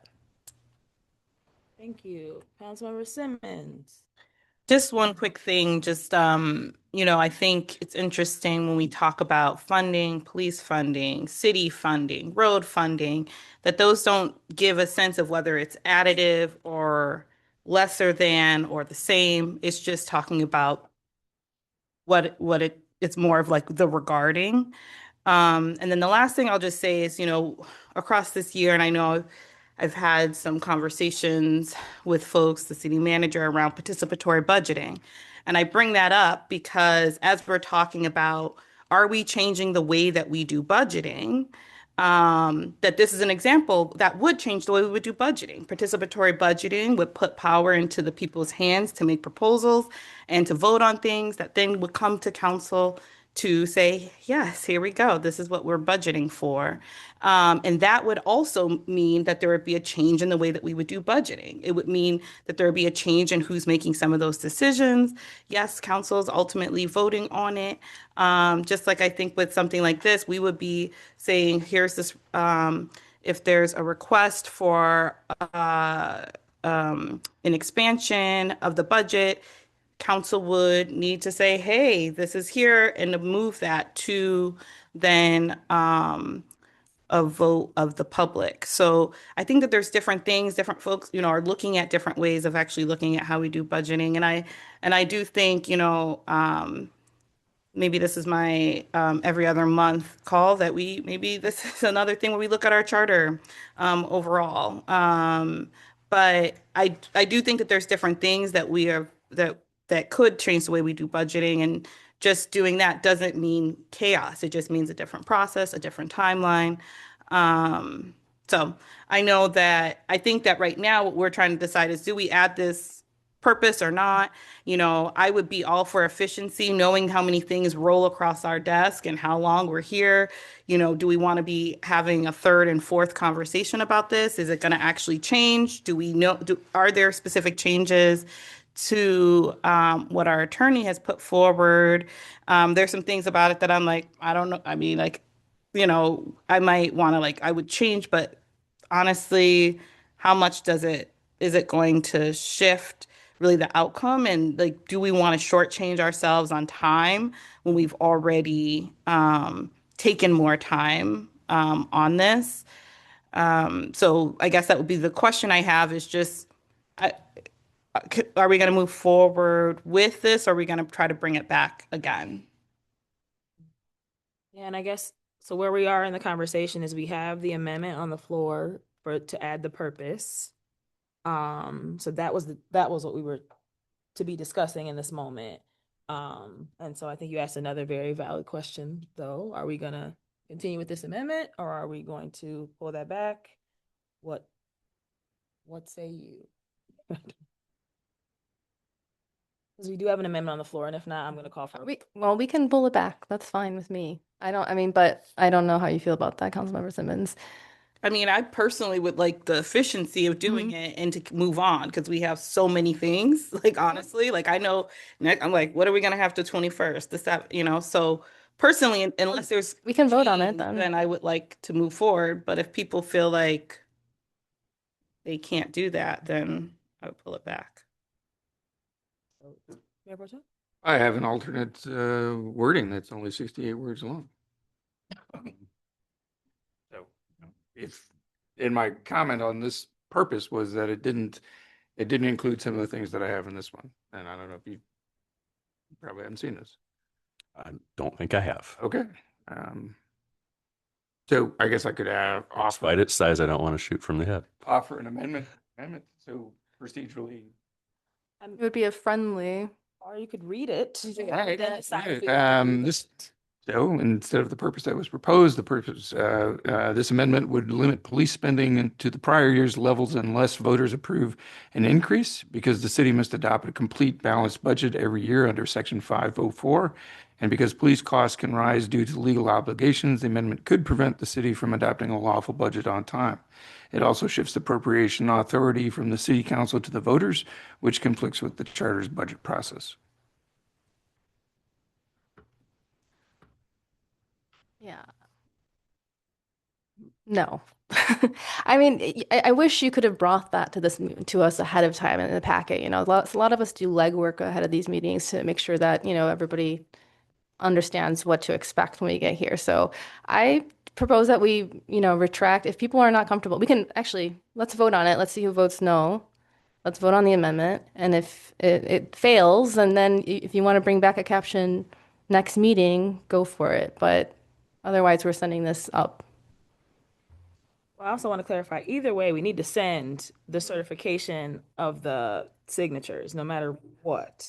That is administrative or ministerial, I think is the word you use. And so that is our responsibility in practice, not because we have a say per se, right? Right. So we need to do that part. I just want to make that really clear. The title, the purpose, all of that, we have time if needed to talk about, but tonight we need to vote to send these to the governor. Okay. Further discussion on the amendment. What is the amendment at this point? So It's what the city attorney offered, plus, next regular citywide ballot. Again, what I pointed out is just what something like that should look like. So you can proceed with that language as has been tweaked a little bit by the body, or you can withdraw. If you don't withdraw, you vote yes or no on that amendment. I mean, what I'm hearing though is that folks are not necessarily sure. And so I just want to make sure that we're spinning our wheels about something that if we know that folks want to change it, let's do that, or let's vote on it one way or the other. So I'm going to call the roll if you are. So Sorry, go ahead. what is the language of what we're voting on? Okay. It says, There's a purpose. There was the language for the ballot proposal was put in. Was it taken back out? What?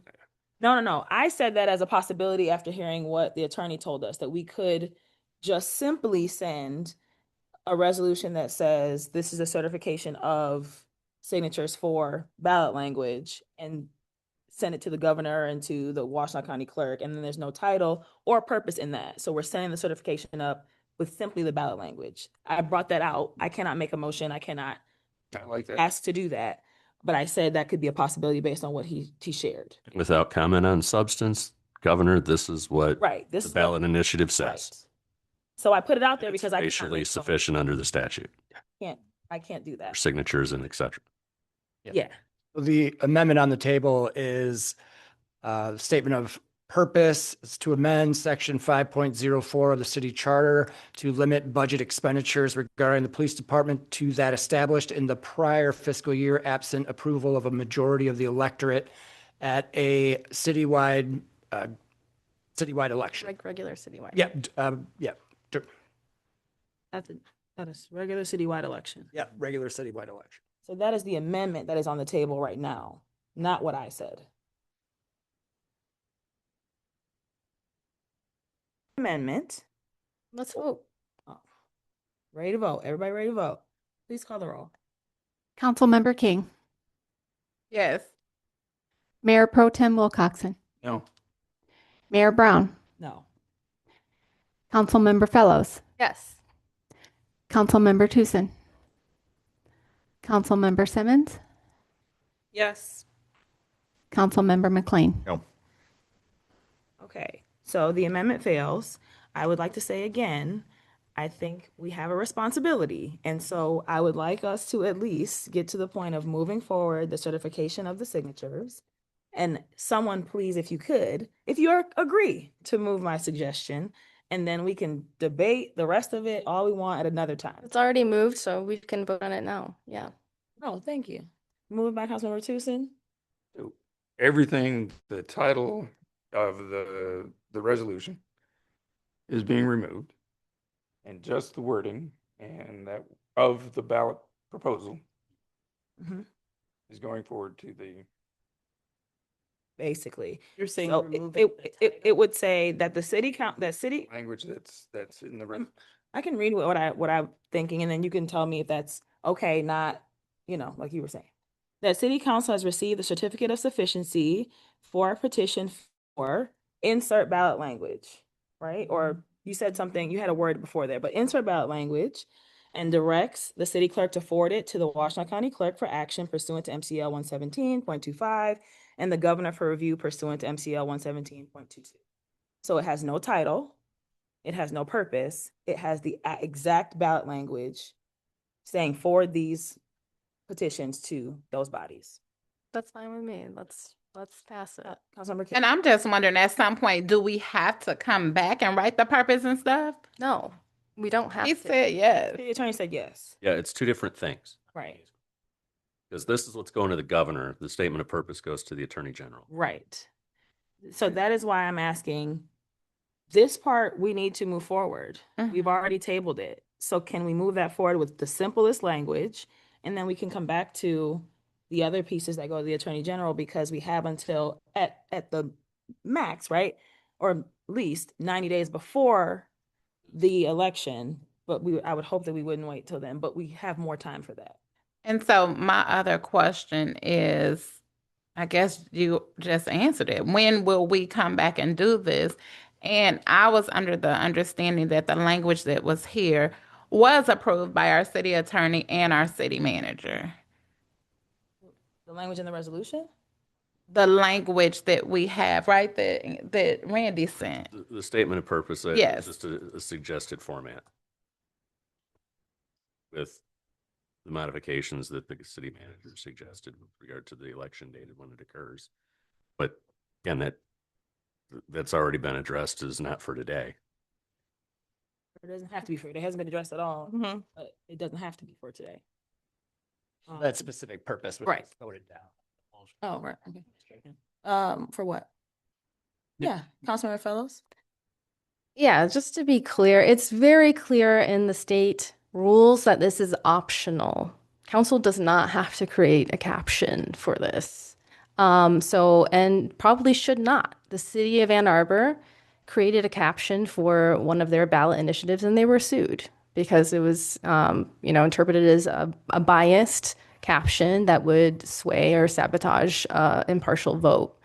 So I think the speaking as this is presupposing that we will come up with a caption is not a good way to talk about it, because it's basically discouraged to do so, because this is a democratic process. What's being suggested is anti-democratic. And so I don't support coming back with some rigmarole, long, over-explained, biased caption, and I don't think we need it.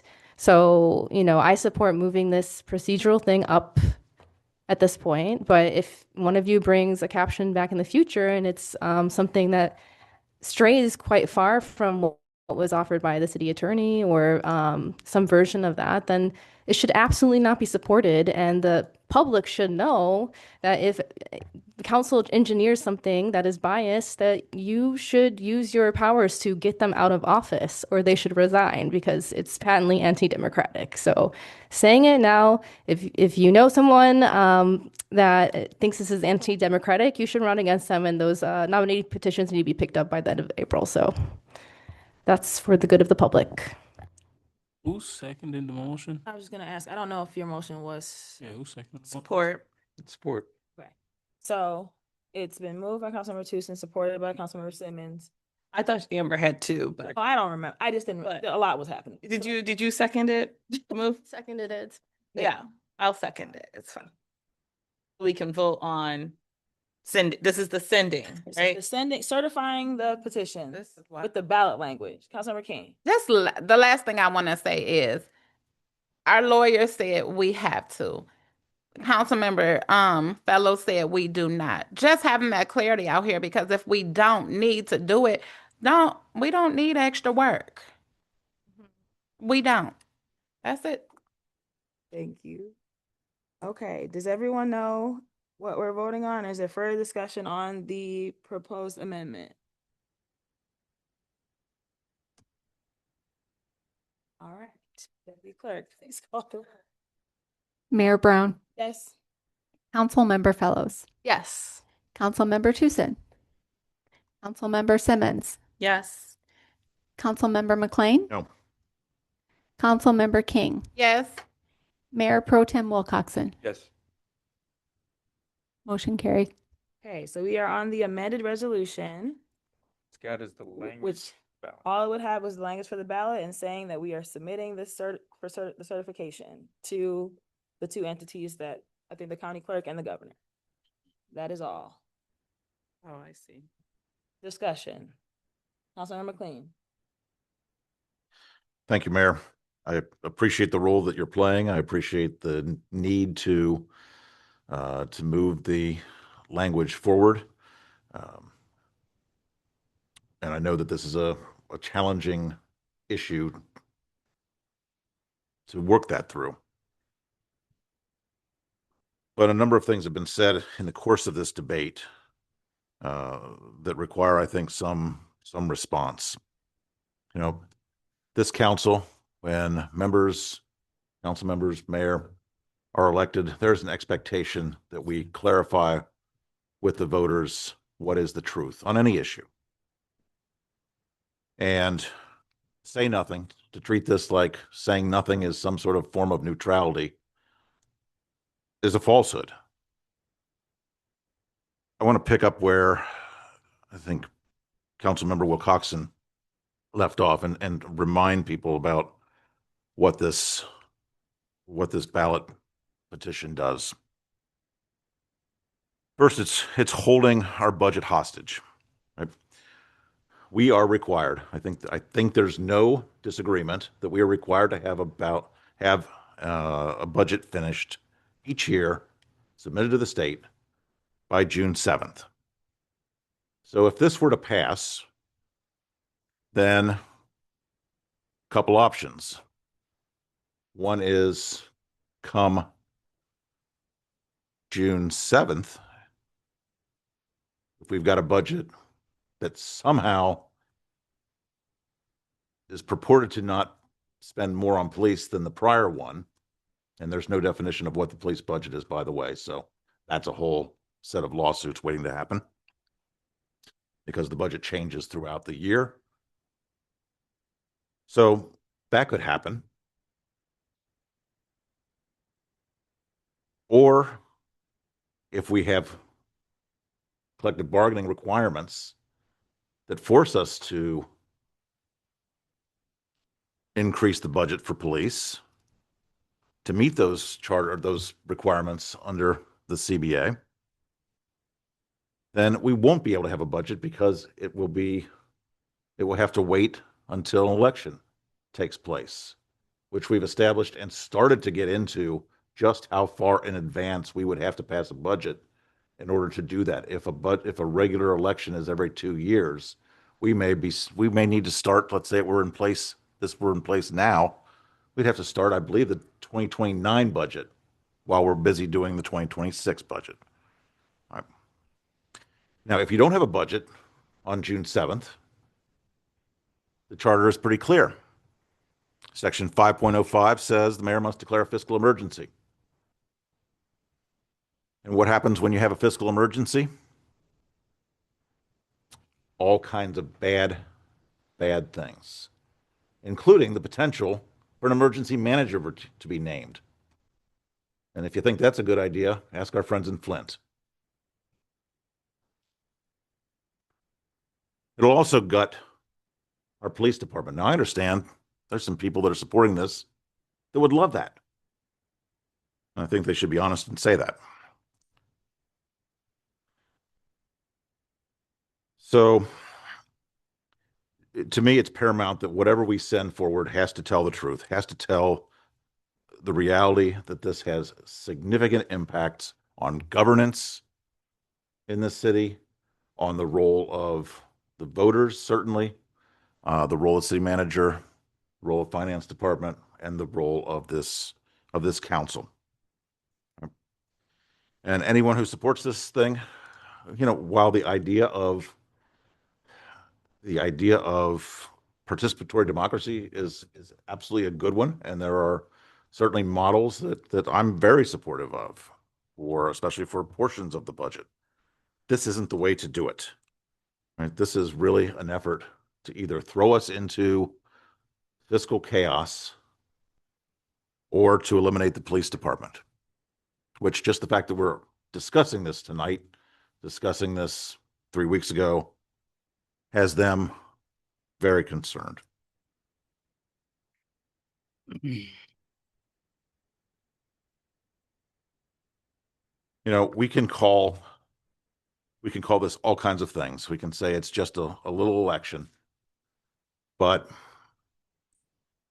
if we don't tell the voters the truth about what they're voting on, we run the risk of undoing a tremendous amount of progress that this whole council and this mayor and this city administration have made. Later in this evening, we have an opportunity to increase the amount of money in our rainy day fund, which, as everyone knows, is something I've thought was a good idea, continue to think it's a good idea, and by and large, members have been supportive of that. And I think it's to all of your credit, all of our credit, that we've done that. It's fiscally responsible. But this one is not, and we have to tell the voters that. Mayor, I'll stop there, but I think it's a critical issue, and to think that it's a small tweak or to imply that it's a small tweak in our budgetary process is just flat wrong. Thank you. Councilmember Simmons? I'm trying to hold. I had a whole lot of things prepared to talk to based on our conversation on this last time. I was trying to hold a lot of that for lots of reasons, just like to move our procedure. But I do just want to say that I think that as we talk about telling the truth, and what's fiscally responsible, all these things. I mean, let's be clear that our police numbers are not where they are because of lack of budget. The last time there was a major increase in the budget in 2020 with 3 officers. I don't know. Have we even filled those positions yet? Maybe it took us into 2026. Maybe they're not filled yet. So to say that people are concerned because this is going to somehow impact, I don't know that bears itself out in reality, because the budget has been what it has been to this point. We do our budgeting on a 2-year cycle with an opportunity to amend each year. We can make budget amendments throughout the year for council to vote on. Many of our departments operate without increases to their budget year over year. And also, if there is a reason for an increase, and I think that the community would be able to understand that. I don't think that we should be afraid of our voters. This is so when saying what it is, I think that we also have to be clear and not push misinformation as if it is fact, and not fearmonger, as we're in a time where fearmongering is used as a political tool. And I'm feeling like so much of our conversation is centered on that. And I look forward to very vigorous debate on this issue as well as the other petitions that we have, because that's one of the best parts about petitions is actually it brings issues directly to people. And sometimes it's the way that people decide to engage. So I would like to call the question, to be honest. So. Yes, I motion to call the question.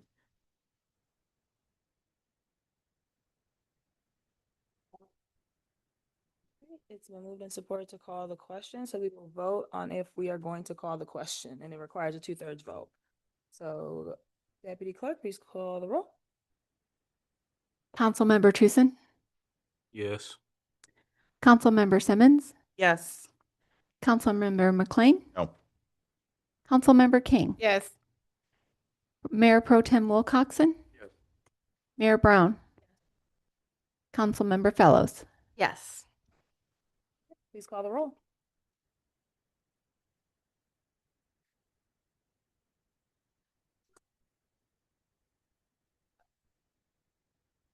Mayor Brown? Yes. Councilmember Fellows, Yes. Councilmember Tucson, Councilmember Simmons, Yes. Councilmember McLean, No. Councilmember King, Yes. Mayor Pro Tem Wilcoxen. Yes. All right. So the resolution. Sorry, I missed Councilmember Fellows.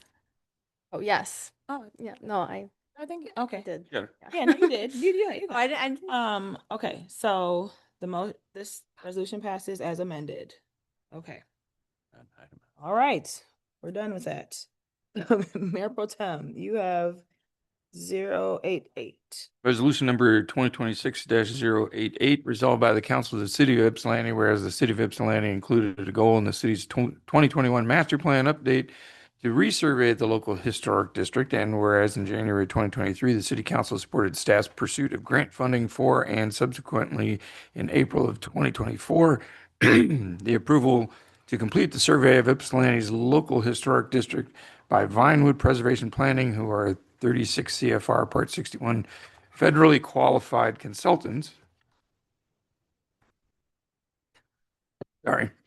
Whereas in September 2025, the resurvey was completed and resulted in a list of recommendations identifying need for updating and amending the city of Ypsilanti's local historic district boundaries, period of significance, and classification of properties. And whereas amendment of the city of Ypsilanti's local historic district must be codified in the city's historical preservation ordinance, and whereas this process would require city council's establishment of a historic district study committee and the holding of a public hearing to satisfy the requirements of the Michigan Local Historic Districts Act, PA 169 of 1970, Section 3 and Section 14 as amended, and the city's Code of Ordinances, Historical Preservation Ordinance, Sections 5441, 5454, 5466, and 5467. Now therefore be it resolved that this Ypsilanti City Council hereby establishes a Historic District Study Committee in order to fully review and explore the recommendations resulting from the 2025 resurvey of the Ypsilanti's local historic district and complete the process required for amending the city's historical preservation ordinance. And I so move. Moved by Mayor Pro Tem Wilcoxen, supported by Councilmember McLean. Good evening again. Good evening, council. I would like to introduce you Carrie Malas, who is our own section 36 CFR Part 61 federally qualified preservation professional. And she has been with us for now 8 months, 9 months. So I'm going to give her the whole presentation, but I wanted to take an opportunity to introduce Carrie to you all before she got a chance to speak. Hello, good to see you. Good to see you. Hello, everyone. I've met some of you before, but it's nice to see everyone and get a chance to officially introduce myself. I'm Carrie Mollis, and I'm a city resident. I've been here since 2022, Ward 1, and I've really enjoyed living here. I'm originally from the west side of the state, but I think I might be committed to the east side. Okay. If I may give a overview of my request. The purpose of the request is to satisfy the requirements from the state law and the city ordinance to amend our city ordinance for the local historic district, and specifically update its boundaries and descriptions of the local historic district. As was covered in the resolution, there was a resurvey project that ended in September of 2025. And a result of one of the deliverables of that resurvey project was a final survey report. There was a nice comprehensive district history and summary of planning recommendations. In the first few of those recommendations affect the district boundaries and description. In the last few are more future planning recommendations for further survey needs and possible designation recommendations. My request today is specifically to that City Council support the undertaking of a historic district study to review those recommendations specified in that final survey report from the consultants, and that requires the establishment by City Council of a historic district study committee. Michigan state law and the city ordinance requires that City Council establish this committee anytime a local historic district is being established or anytime one is being amended. And in this case, it's just an amendment to our current district. The committee would be charged with reviewing the recommendations from the consultants. They would complete a full review of the report, and they would adopt the survey forms that were completed for each property. This is actually the first time in the city's history that the entire district was fully surveyed and photographed and inventoried, and that's been immensely helpful. But it's also highlighted some updates that are desperately needed. So the committee would be looking at the recommendations, creating their own report.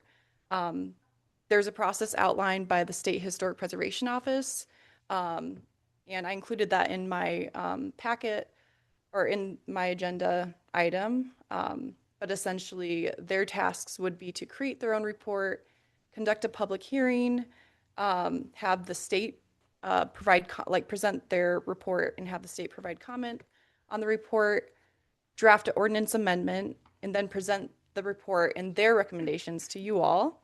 And the decision would lie fully at the local level to either adopt or reject the recommendations of the study committee. And then upon council's decision, either to adopt or reject, the committee would have accomplished its task and would be dissolved. And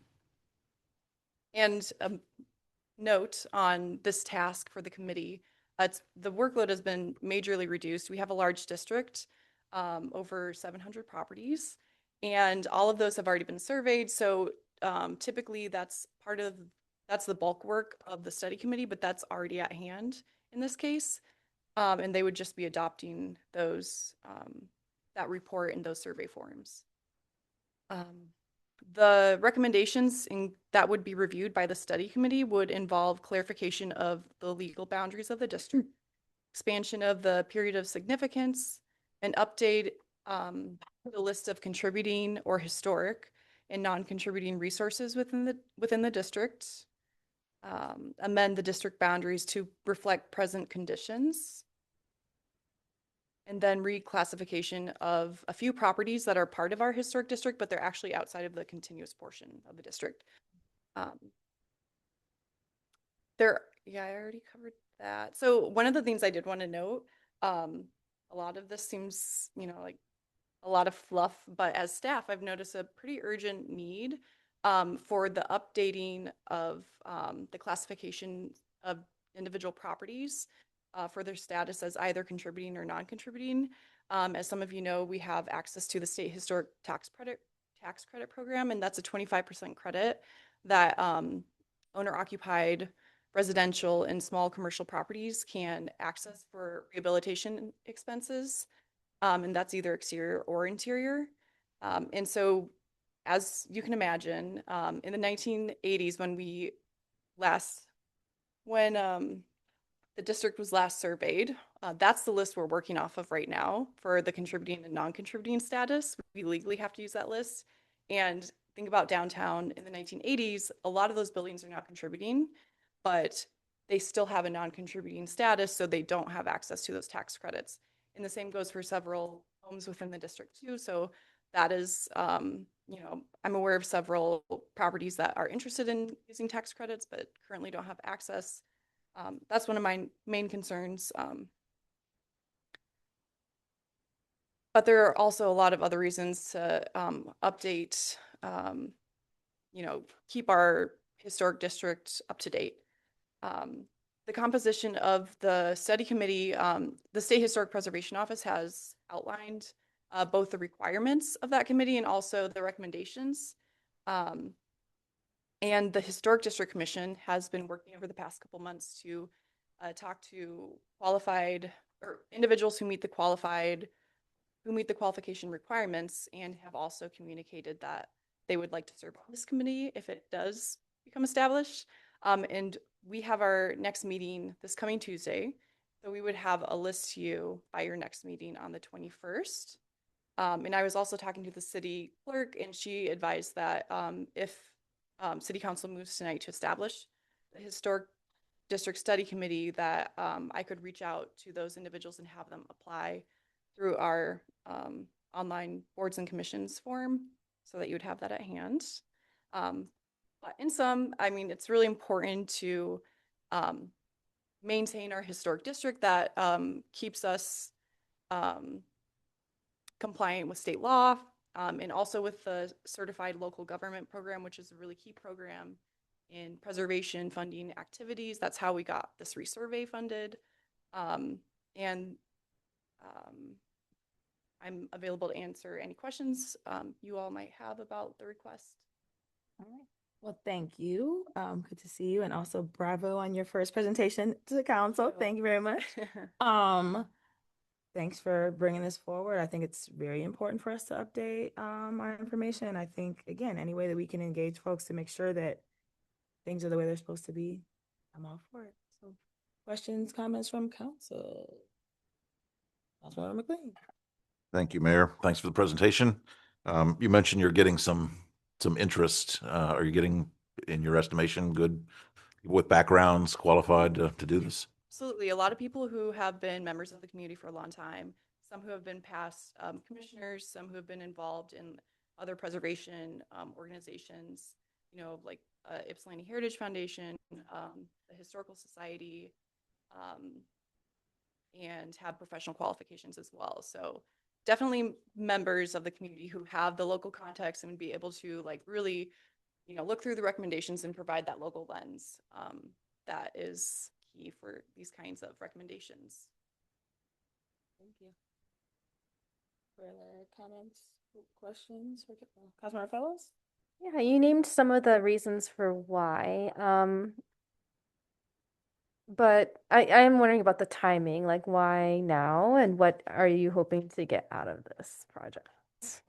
I think like I'd stated in the presentation, what I've noticed as staff is one of the most, like even today, like I had to talk to someone who reached out about tax credits, and really like his property was non-contributing in the old survey and now it's contributing, but he doesn't have access to them still. So like there are these gaps that if we maintain our local historic district and keep up to date, we can you know, the administration of the district becomes a lot smoother. It becomes a lot more predictable for property owners and prospective property owners. That's one of my big goals, is trying to create an environment where like residents and incoming residents or property owners understand what their what being part of the historic district involves, like what are the requirements and what are the benefits. And that's really hard to communicate when you don't have a solid current foundation. So it just kind of creates a lag and inefficiency. And I'm really hoping to create a much more like transparent and efficient space for property owners to be able to navigate the HGC process and understand the benefits of owning a historic structure. There are a lot of benefits. It's multifaceted, but Yeah, that makes sense. I heard in the conversation with the city manager that part of this is to take the Water Street out of the historic district. that's one of the recommendations. There are several parts of the district that actually are non-contributing now, according to the consultants, based on either the buildings have been demolished, significant new construction, or the buildings have been heavily altered. Those are all 3 reasons why you would remove a court of the district. So there are like, I think 5 different sections on the periphery of the district that are proposed to be, or not proposed, that are recommended by the consultants to be removed because they've lost significance. That is one of them. And the committee would be reviewing that and kind of like upvoting or downvoting those recommendations. Yeah, they would be basically repackaging everything after they've reviewed it and presenting their recommendation to you all for your final vote. Thank you. Further questions, comments? I just want to say this has been coming for a long time before you came, right? Yeah, yeah, and the Ellen had been dealing with this for quite some time, so it's good to see this come to fruition. I'm glad you've got good candidates that are stepping forward, so look forward to the recommendations. Thank you. Anything further? All right, please call the roll. Mayor Pro Tem, Yes. Mayor Brown, Yes. Councilmember Fellows, Yes. Councilmember Tucson, Yes. Councilmember Simmons, Yes. Councilmember McLean, Yes. Councilmember King. Yes. All right. Motion carries. Thank you. Thank you all. Forward to in the work. Thank you. Councilmember McLean, you have 089. Resolution 2026-089, resolution to approve a budget amendment and transfer of funds to the Budget Stabilization Fund. Whereas the city of Ypsilanti has realized a 2024-25 fiscal year surplus in the amount of $957,589. And whereas the city maintains a budget stabilization fund to provide financial stability and mitigate risk associated with economic downturns, revenue volatility, and unforeseen expenditures. And whereas the current balance of the Budget Stabilization Fund is $3,418,293, which is below the city's target reserve level. Whereas the city has established a target reserve equivalent to approximately 91 days of general fund operations, estimated at approximately $5.2 million, based on fiscal year 24-25 general fund revenues of approximately $21 million. Whereas it is fiscally prudent to allocate a portion of surplus funds toward achieving this reserve target, now therefore be it resolved that the Ypsilanti City Council hereby approves a budget amendment to transfer 25% of the 2024-25 surplus in the amount of $239,397 from the general fund to the Budget Stabilization Fund, and be it further resolved that upon completion of this transfer, the Budget Stabilization Fund balance will increase to approximately $3,657,690, and be it further resolved that the City Council affirms its commitment to continue building the Budget Stabilization Fund toward the established target level as part of its long-term financial strategy.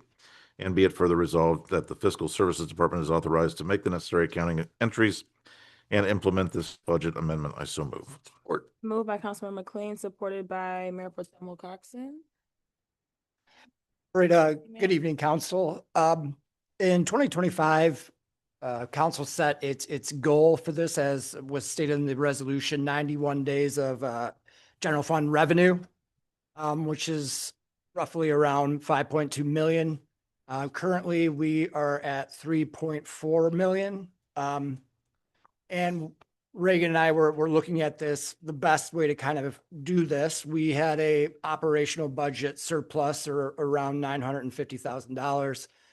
We are recommending that council take 25% of that and put it in the budget stabilization fund and 75% of it to go into capital projects. Thank you. Open it. Councilmember McLean.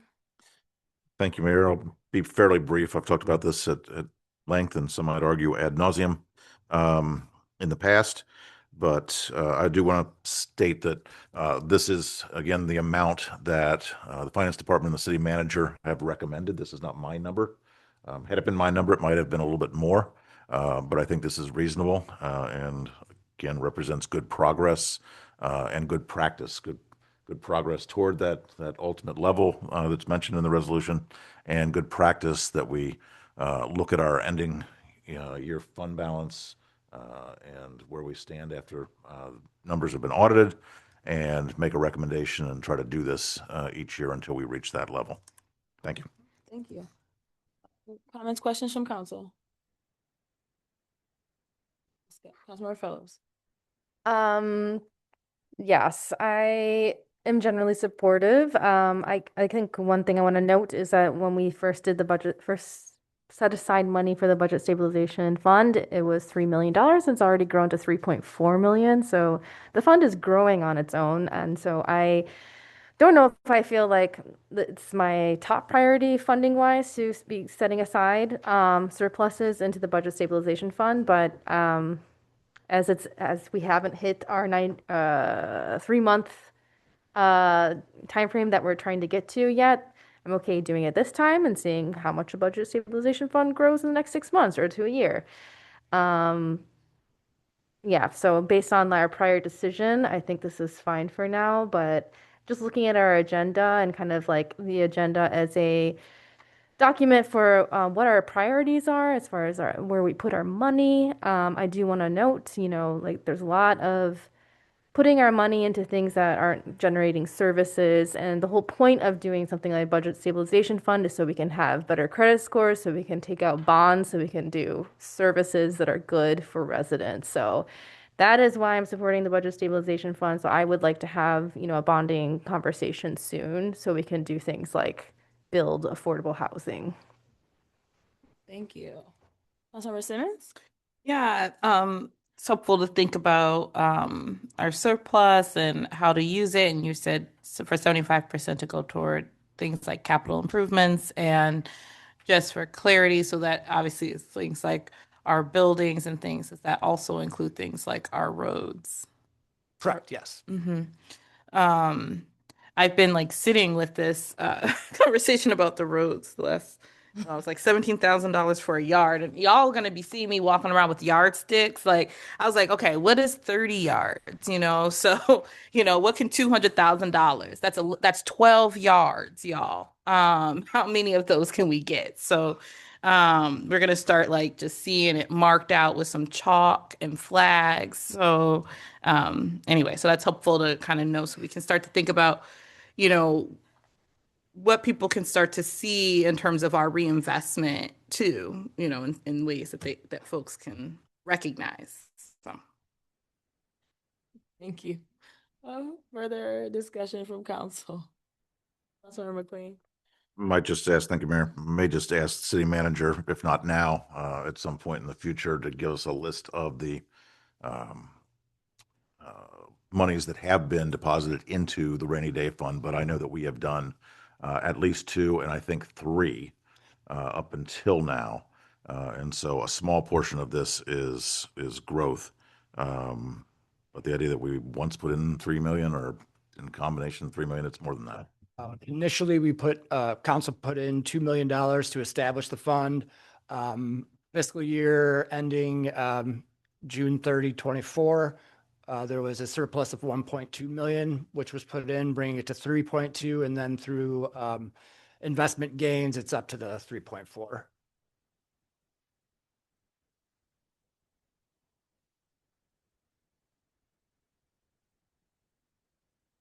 Sorry. Further discussion? All right, seeing none, please call the roll. Mayor Brown, Yes. Councilmember Fellows, Yes. Councilmember Tucson, Councilmember Simmons, Yes. Councilmember McLean, Yes. Councilmember King, Yes. Mayor Pro Tem Wilcoxen. Yes. Motion carries. I'm not sure who has the next item on the agenda is the tabled resolution for the approval of detection systems. Got the resolution for that? I might have it set, or did everyone get it, or is this me? I might.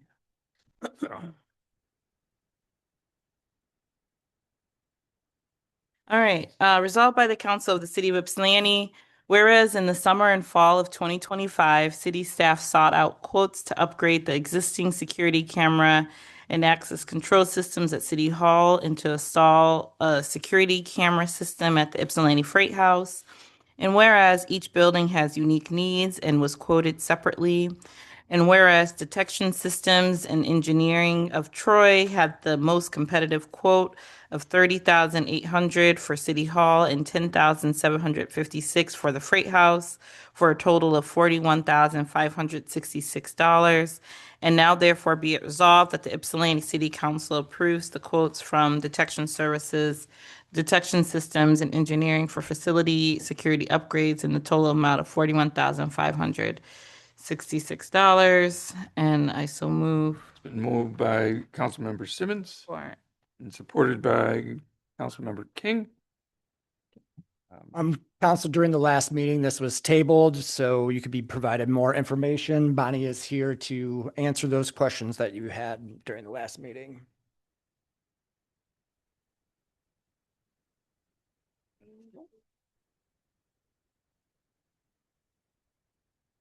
Lou, So you guys have any questions, please ask away. questions from the Maybe in light of some of the public comments, it would be valuable just to have a rehash a little bit of the perceived value of, especially the Freight House. So with the Freight House, it is the only building, except for the fire station, which is consistently manned, that does not have a security camera system. It is open to the public. It sees a lot of traffic from the public. It is a public space, and it has a very finicky existing security system. The exterior security cameras would primarily be to monitor the actual physical property and the entrances. Interior cameras would mainly be to monitor the physical condition of the itself. We've also had some attendees of events there ask for camera footage, because something has gone awry at their event or an event they attended. We would work out with our legal counsel and of course as counsel directs how to handle any sort of request for footage from the public from that area, because it is different from City Hall or police or fire, these other facilities. But it is something that will help us take better care of that particular public asset. Have we had any break-ins? Have we had any reasons for concern? We've had break-ins. There was an incident, I want to say it was last spring, where a window was broken and access was gained to the Freight House. We've had incidents where some of the knickknacks, the historical items, have been taken. We don't know exactly when or by whom. We've had incidents where things have been taken from public events as well as private events, and we've had people call and ask us for help figuring out what happened afterwards. We've also, like yesterday, we had a railing fall off of the northern ramp. It's very possible that this was due to decay, but there's also the possibility of vandalism. The building has been vandalized in the past, not recently, but 3 or 4 years ago.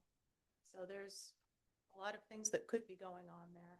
I mentioned also that the alarm system is finicky. A lot of the doors don't actually seat very well. So, we'll get calls at 2 or 3 in the morning that the alarm is going off. And it's generally nice to know what you're walking into before you walk into it, whether it's just the alarm going off or if somebody has in fact gained entry into the building.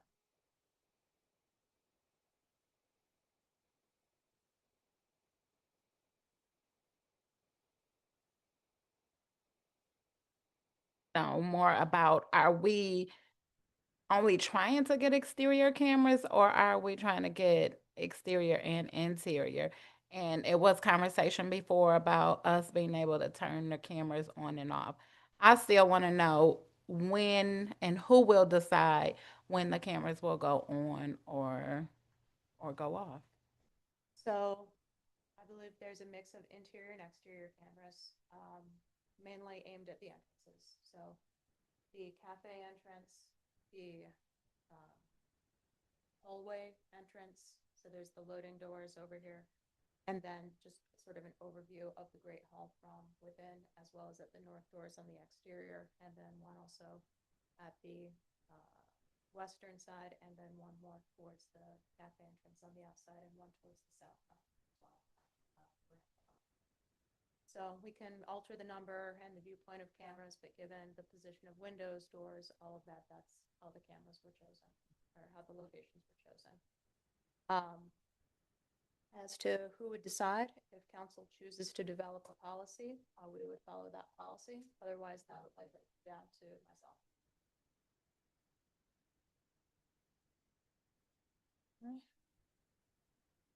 Further, Councilman McLean, well, Councilman Fellows, I'll come back to you. I got to meet with Bonnie earlier today, so I don't really have questions for you. But I do want to note that, you know, we did have 13 people come to public comment to specifically advocate against putting surveillance up at the Freight House, and for many good reasons. Some of them being from the Wolverine Street Medics team, who talked about how this would be a deterrent to residents to come for, you know, vital services, and would, you know, have negative outcomes for community members. I think for me, it's like a bigger debate where it's like I feel like we all read George Orwell's 1984 like as a school text, but somehow haven't like internalized those lessons about the panopticon, the eye in the sky, where very few monitor all of us. And I feel like, you know, as a society, we're even inviting in an omnipticon, which is like everyone surveilling everyone at all times. And I'm just completely against it, because, you know, and I wouldn't say it's just a personal thing. One of the things the city has done, I think it was in 2019, was to adopt an ordinance to disallow license plate readers like Flock from being installed in the city. So I would say that this would fall out of kind of alignment with that value that was set then. And, you know, I think we ought to start questioning why we want to have cameras everywhere. Is it really so self-soothing? Does it really prevent crime? Does it really help us stay safe? I think that's questionable. A lot of the you know, research out there says that this tech actually just increases racial inequality, and, you know, produces like outcomes that are unforeseen. And so I don't think it's a good idea just to be like, well, everybody else is doing, so we should do it too. It's a public space. We should put security cameras everywhere. And I want to return to the idea that, you know, the things that we spend money on, it is a reflection of our priorities and values. And I do question why staff is requesting surveillance cameras when we have so many other needs, so many other things that are the public keep asking for over and over and over again. And those get put on the back burner, but surveillance, more enforcement, you know, more fines, more whatever is prioritized. I don't think this investment of money is going to save us any money. I don't think it produces like goodwill in the community, and it is a non-starter for me. The public spoke up against it, and that's where I am right now. Thank you. Councilman McLean, I saw your hand next. Just going to ask if our insurance rates change if we have these. Discuss this. Mayor Pro Tem? Given the amount of public comment today about this particular issue, and your earlier comment about security of the doors, things like that, what measures are being taken to make those doors more secure? So just walking a door that's broken into, doesn't really get at the point, but what else are we doing in terms of? They are historic doors, and so we are very limited in what we can do to the threshold, the jamb, the casing, all of it. They are historic. They are to stay primarily as they are. Is there anything against going to the extreme, but New York City shops that have roll down gates, things like that? Is there anything we can do external to those doors that could secure them in a different way? Likely possible. It would have to be done in consultation with the historic district in SHPO. And I believe there is actually an iron gate that you can block off part of the deck with. But items like that are very costly because they are made of metal. And that is very costly right now. $10,000 worth of them? Quite a bit more than $10,000.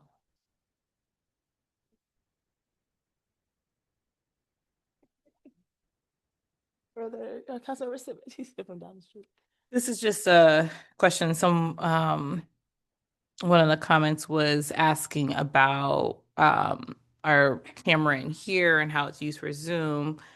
As we're adding cameras into this space, is that something that we could also include? We can look at that, but it would be a completely different type of camera, a completely different system. So we'd go with a different procedure and process for that. Yeah. Anything is possible with the will of council and the budget.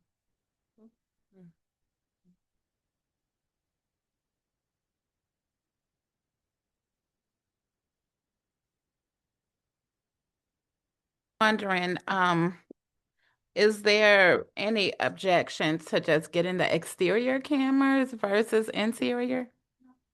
Adding cameras at will. So I would motion to do exterior cameras I support that. at the Freight House. I think, yeah.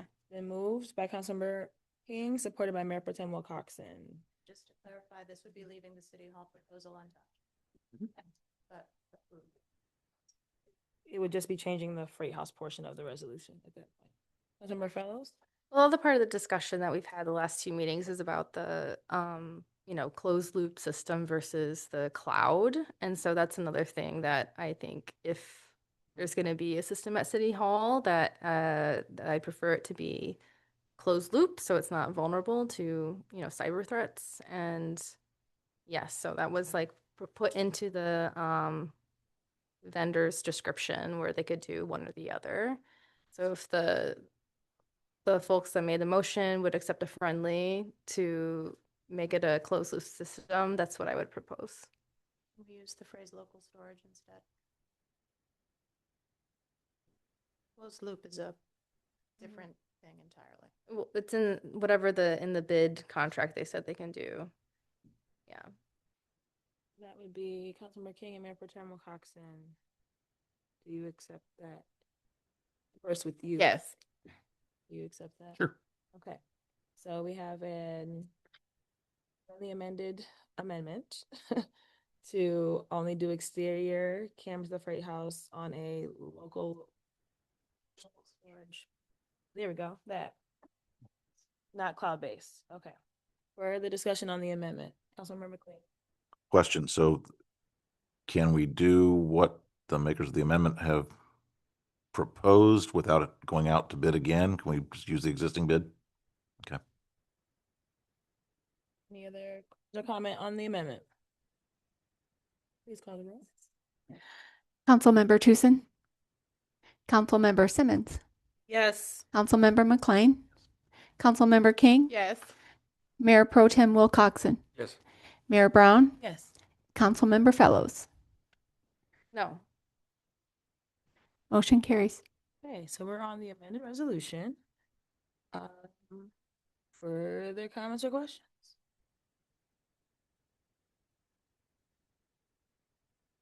I think I said what I need to say, but I also don't think the exterior cameras are necessary. Bonnie did talk about the building, being old, and sometimes in windstorms, like the security cameras or the security system is set off, and then we don't know whether or not if it's because someone's trying to break into the Freight House or it's because of the windstorm. And while understand that, I don't feel that to be a compelling enough argument to thrust like surveillance upon all of us. So I'm going to vote no on this. And I wish other people would reconsider and vote no as well. So with the thank you. So with the just exterior cameras, would other modes of security be also added, like glass break sensors and things like to ensure that it's not just a thunderstorm, but actually somebody trying to tamper with the door, break a window, and things of that nature?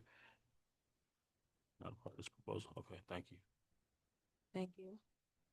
Further comments, questions, discussion on this item? Right, please call the roll. Resolution. Councilmember McLean, Yes. Councilmember King, Yes. Mayor Pro Tem Wilcoxen, Yes. Mayor Brown, Yes. Councilmember Fellows, Councilmember Tucson, Yes. Councilmember Simmons.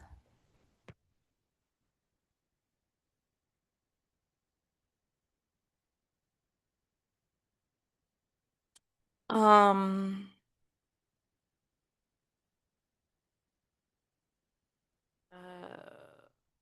no. Motion carries. Thank you. It's 9:49. Move to extend for 30 minutes. How much we got left? We only got a few things. Move to extend to 10:30. There's a motion. Been moved by Councilmember King, supported by Councilmember Simmons to extend to 10:30. All in favor, please say aye. Opposed? I didn't hear everybody, but Oh, I was. okay. Only one. Because we're All so right. enthusiastic. Like so, okay. Councilmember King, you have 090. Resolved by the Council of the City of Ypsilanti, whereas ordinance number 10-270 specifies that the city may choose to waive event fees for good cause, shown or individual case of hardship, and whereas this year's Stop the Gun Violence community outreach event will take place June 6, 2026 in Prospect Park. And whereas Stop the Gun Violence event organizer, POP, is requesting that the city waive application, event, and street closure fees for it says 2025, but 2026 event to the benefit provided by the event to the community. And now therefore be resolved that the Ypsilanti City Council approves the request to waive the application, event, and street closure fees totaling $1,128.40 for the Stop the Gun Violence community outreach event. I so move. Support. Moved by Councilmember King, supported by so many. Councilmember McLean, Tucson, Mayor Pro Tem, everybody's voice. So Mayor Pro Tem, sign that. Hello again.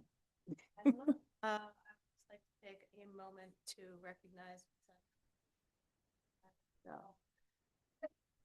thus, Bubbles unfortunately had to leave for the evening already, but I'm here if you have any questions. We have you. All right. Hello again. I welcome all of you. If you agree, I would like to welcome all of you to come and support those who have lost loved ones to gun violence here in the city, and to support each other as a community. Also, this year we're fostering a new initiative working with Ypsilanti schools, creating an initiative for advocacy and creativity with 5th and 8th grade. It's a Stop the Gun Violence art contest. And the first place prize is a Fire TV. And so the awards would be given at this event. And I would like to ask if the mayor is available that particular day, if she could give the awards to the winners of this art contest from the Ypsilanti Spice. Yes, absolutely. I would love to do that. Fantastic. Yes. So, yeah, we our concern is more numbers for the community of the survivors to come out to get the resources and the information that's available to them that they're not aware of, such as like the Boca funds and whatnot, that they have no idea they can be repaid for loss of work, for the funeral, through the state, from the state, this type of thing, and making them aware that right now there are funds that you can still get before they gone.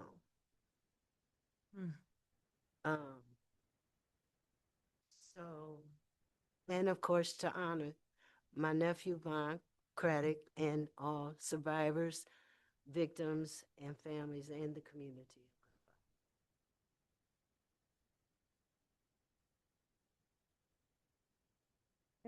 So I will be there, and I will work on the proclamation too. Thank you. Questions for Mr. Mann or anything about Councilman Tucson? I just want to say thank you for putting this together and doing the advocacy for people who go through these types of things. And I want to say also sorry for your loss as well. Thank you. I'll be there for sure. All right. That's what's up. Yes, ma'am. That's what's up. I hope you all come, especially you. Didn't you say you live near there? I know. I was just looking at the date. You know, I've come to this, and I'm also a big. I go to the Wear Orange. I've spoken in the past at the Wear Orange events. I'll actually be out of town because I got a high school reunion that weekend, so I would be there. But yeah, I'll be there. Yes. Roll call. Right. That's why I see Joy. She's like, looking. Who's Yeah, I'm gonna be there. Okay. taking attendance. Absolutely. Further comment, questions? And then I wrote down, you asked for a proclamation, and then I think we have done the, that first Friday in June, the resolution before. So I'll make sure that gets on the agenda as well, too. If there's nothing further, okay, please call the roll. Mayor Pro Tem Wilcoxen, Yes. Mayor Brown, Yes. Councilmember Fellows, Yes. Councilmember Tucson, Councilmember Simmons, Yes. Councilmember McLean, Yes. Councilmember King. Yes.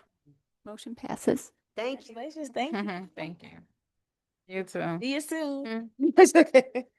All right, we are now at the discussion regarding short-term rental, the committee. Yes, council, this shouldn't take more than 5 to 10 minutes. I'm really just wanting to get your direction. It's been difficult to schedule the short-term rental committee. Staff has reached out and have not been able to get quorum to actually meet. I have spoken with Councilmember Fellows about this, as this is, I believe you were one of the initiators of this. And maybe just having this specific item also be included in the tenants' rights committee. But if council wants to maintain this as a separate committee, we will continue to try to schedule meetings. I'd prefer to keep the meeting going.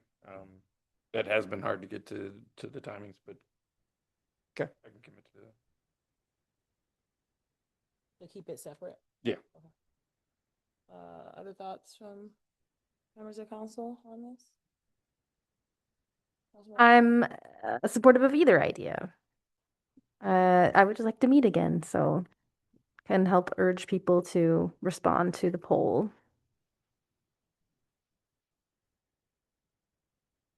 Other thoughts or? You planted.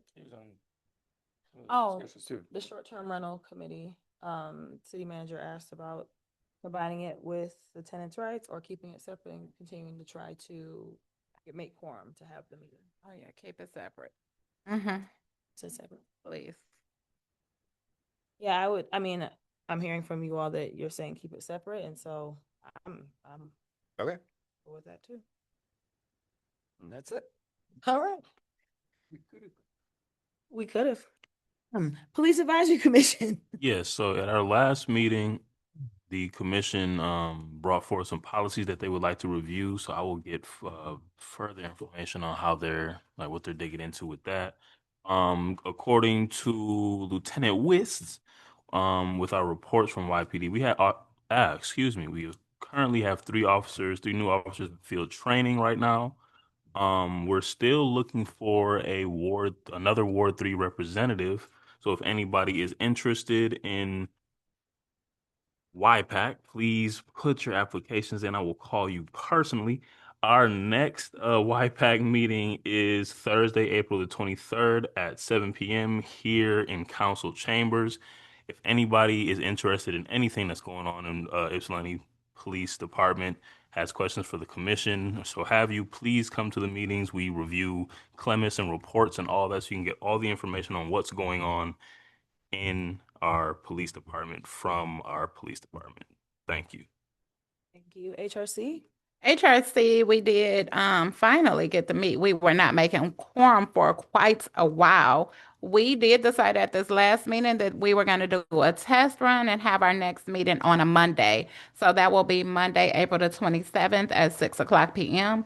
Because we had not met in several months, the people on the committee were just trying to restructure what road they were headed down. I know HRC is definitely interested in doing the town hall. I will report more next month. Thank you. Parks and Arts? Next meeting, 20th of April, Monday. Sustainability? Our next meeting is April 13th. I'm sure that there'll be some things around Earth Day that they'll be putting out. HDC? We heard from Carrie, and the next meeting, as she said, was also next month. Planning Commission? Planning Commission met on the 18th of last month. There's a zoning text amendment on harm reduction. Coming forward, there were specific language for drug checking to be included with that. Buffers, various things on there. So that'll come forward. There's another, the example I gave before of the group childcare came up and that got approved as well. So that's it. Thank you. ZBA? Did I meet? SEMCOG? No update. Watts? I don't have any updates. Rep County, I don't have an update. DDA, that last meeting was on my birthday. I slept in that day. Sorry, everybody. Sammy Slam is happening all month long. I know that is they've been putting out really great social media stuff on trying Sammy's for the month of April around our restaurants in the city and the DDA districts. And then what else was happening? The First Fridays group was there. First Fridays, that's right. I don't know if they talked about that, so I'll let you know next time. Sorry. Rutherford Pool, Nothing at this time. council proposed business, Councilmember King. Getting away. Okay, I just have a few things. First, I did get communication from Ypsilanti Senior, the senior building, whatever, on Congress, but they want to know if they can get the benches painted in the front. So that is a request. At the last meeting, at the last special meeting, we talked about the dangerous buildings, and Patient Station was one on the list. And one thing that I heard at the meeting was, at one point, we were collecting $500 a day when they were not licensed. So I just want to know, what fund did that money go to, and how much money did we collect? Meaning, how long did we collect that $500 a day, from what day to what day? I'll need to check that, but it would have gone into code enforcement. I can get you that information by email. And one last thing that I can think of right now is, I also have been asking, just because I want to know the process, what is the process of how council members receive information? Because again, I have shared here that for me, I have not got the information in what I feel like is an adequate time. Meaning, when the shop closed down the street, I didn't know until so Channel 7 called me. And to me, that is problematic. And I just want to know, what is the procedure? How do we receive information and when? So if someone can clarify that for me, I would like to know. And Deron did speak about CVIT. They do have a two-day event coming up. Let me just look at the dates really quickly. You said April 2020. Okay, so I just wanted to point that out. Again, they are all-day events. The first day is a youth day, and it's from 8 a.m. to 2 p.m. And the second day is from 8 a.m., I believe, to 4 p.m. And it's at Washtenaw Community College. Thank you. Councilmember Tucson. Yes, I wanted to let everyone know that in the next meeting, I will be coming forth with information towards community events that will be happening this summer. I really don't have too much to say in public comment, but what I do want to do is send my condolences down to the families in Coral Springs, Florida, who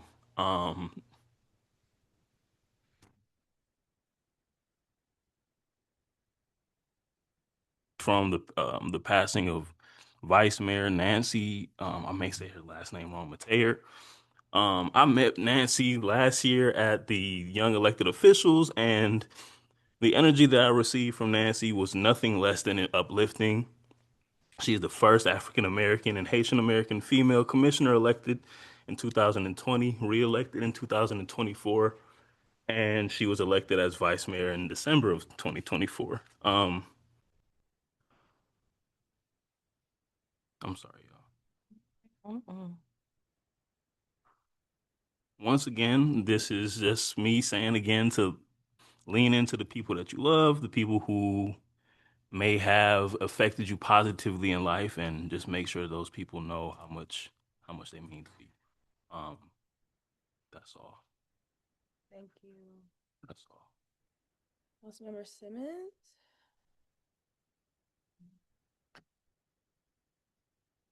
Thank you for speaking that tribute.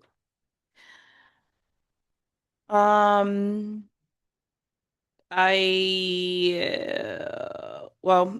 say that I have a couple of things that will hopefully be coming forward at our 421 meeting. One is, I know there's been some time, we've talked about AI policy, the city clerk pulled together some thoughts looking at resources, and I've been adding to that. So hopefully bring that forward as a discussion or resolution, depending on how finished it feels. Also been asked to put together a proclamation to recognize some students from some high school students for their volunteer efforts, working with younger students through an engagement with the Women's Literary Club. And also looking at things around low mow May, as well as leaf blower restrictions that some people in the community have been asking me about for the past couple of years. So hopefully we'll have some language for council to consider. Also just naming, so we've had some outreach for folks around garbage issues, and I know city manager reached out to say that was following up on it, but they were naming an ongoing issue around one-way streets. And I was just wondering whether this is an issue that other one-way streets are experiencing or if it's only Perrin. I know there's been some other garbage issues that I should probably follow up on just to make sure that they're okay, although I guess that they probably would contact about it. But just kind of keeping that on our minds. And then April is Poetry Month, and folks might have noticed around town, that Poetry Town has some homes displayed around on our local businesses. And so another reason to kind of get out of our cars and walk around. and read some poetry. And so I think that's great. I do have a poem displayed outside of Maze. So if you want to see what I do in my other part of my life. And then just also just noting the things that we're feeling in community as we're kind of in precipice of war on a constant basis, and that even tonight there might be escalations happening at this time, and just knowing that folks are feeling fearful, feeling that their government was not displaying the kind of leadership that people would like to see, and putting us in danger. And so just knowing that we're thinking of that too. Thank you. Thank you. Councilmember Fellows. Yeah, I appreciate your comments, Councilmember Tucson. Nancy Mateer is also on my mind. Someone that I didn't meet for very long, but in passing through Local Progress, she's also a Local Progress member. So, as stated, she was the vice mayor of Coral Springs, Florida, city's first Black and Haitian American woman elected to the city commission, 38 years old, died by femicide, suspected by her husband in a domestic assault situation. So extremely tragic, and yeah, and femicide now. Regarding city business, earlier in the meeting, we talked about wanting an update about Ruben Peeler and John Andrew Genuine situation as far as YPD's perspective goes. So would like that report soon, in part or in whole. I mentioned also earlier that I was going to bring a resolution to address other things the city could do in response to ice surges in Ypsilanti. It's like a lot of more people have been seeing more often like ice in our community in the last few weeks, and it's alarming, and it's something we need to respond to. Also want to just mention to staff that I would like to meet again regarding the community benefits ordinance. So we're almost done. We're getting very close, but we just haven't had our meeting about it. And I was able to attend a housing summit in Seattle to learn about strategies for making housing that is affordable to the people that live in the area, and like all these different things. But one of the big lessons and takeaways I had is never sell public land. So I want to broach that subject tonight so that when we talk about Water Street in our joint meeting, that it's not a shocker, but this is something I think we need to seriously consider. What other communities are doing instead of privatizing their public land is doing long-term leases. So like a long-term lease to a private company for a portion of the land, and those are up to like 99-year leases, but this is very common now. So it's something I want to broach so that future generations, if they want to you do something differently with that public land, that it's available to them. Because the situation is, once you sell the public land, if you need to get more land for something else for a public need, the land's much more expensive down the line. So it doesn't really ever make sense to get rid of your public assets. And lastly, I just hope that we are not entering a World War III right now for everyone. Thank you. Councilmember McLean. Thank you, Mayor. Share the concerns about what seems to be impending war, or intensifying war, and war crimes being threatened by our president on a seemingly daily basis. Colleagues have said, I've talked about that. I want to at least share one good news story. scroll through the various emails that we all receive on a daily, weekly basis. And amongst mine this past week was one from a constituent who had gone with a friend. And she's the press. What are we going to do with them? She's a senior, and she was with a senior friend, and they decided to go march in the No Kings March. And while they were there, her friend suddenly had a medical event, and was also very afraid in that context that she wouldn't be able to get medical treatment and care. And they happened upon Ypsilanti police officer and recognized quickly what the situation was, and he was able to stabilize her and then transport her out of the crowd and away from that area. And he had also summoned, in the process of working with her, summoned an ambulance. So HVA was on site when he got her out of the crowd, and they were able to take her to St. Joe's, and she got good care, good treatment, and my constituent just could not stop gushing enough about the care and compassion that this officer had exhibited. And we hear all kinds of stories about what police don't do well, but I think it's important to balance that with stories about what they do well. And this was I thought certainly good to hear. That's it, Mayor. Thank you. Mayor Pro Tem? I want to add my name to the list of people who want to hear the report from Chief Anderson. Been 3 months. Conversations with the sheriff have stalled with her citing waiting for our report to come out. So it's yeah.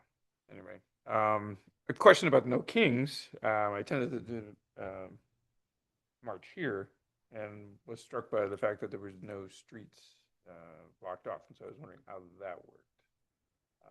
That was a different dynamic for sure, trying to cross thousands of people on a crosswalk. They didn't have an event. They didn't request street closures. So this was just It was just, show up they went, and the PD saw the information, so they made sure to have an extra detail on, but that's pretty much what I thought. We used to receive notices when ICE was in the area. It wasn't always ahead of time, but we haven't been getting those. Have they discontinued notifying you, or? I have not received a notice in quite some time. So they went from a courtesy of letting us know but not telling us where to not telling, just ignoring us altogether. Yes. Constituents brought up the intersection of Washtenaw and Hamilton and the barrel. We talked about different strategies for doing that. I know we've increased the signage there to keep people from moving a street in the right lane, but that happens all the time still. And I'm wondering what other barriers we could put up there that would delineate the trajectory they should be taking.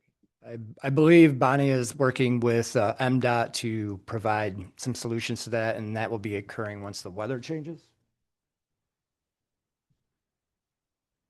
Is this like more barrels? Is this like water barrels, or?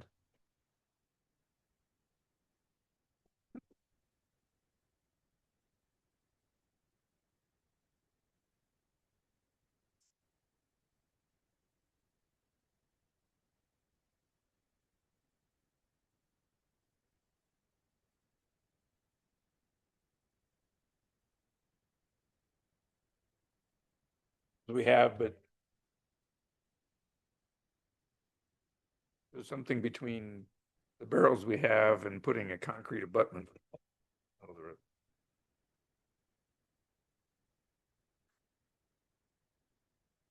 Signage. Or that are used to, can she come to the mic?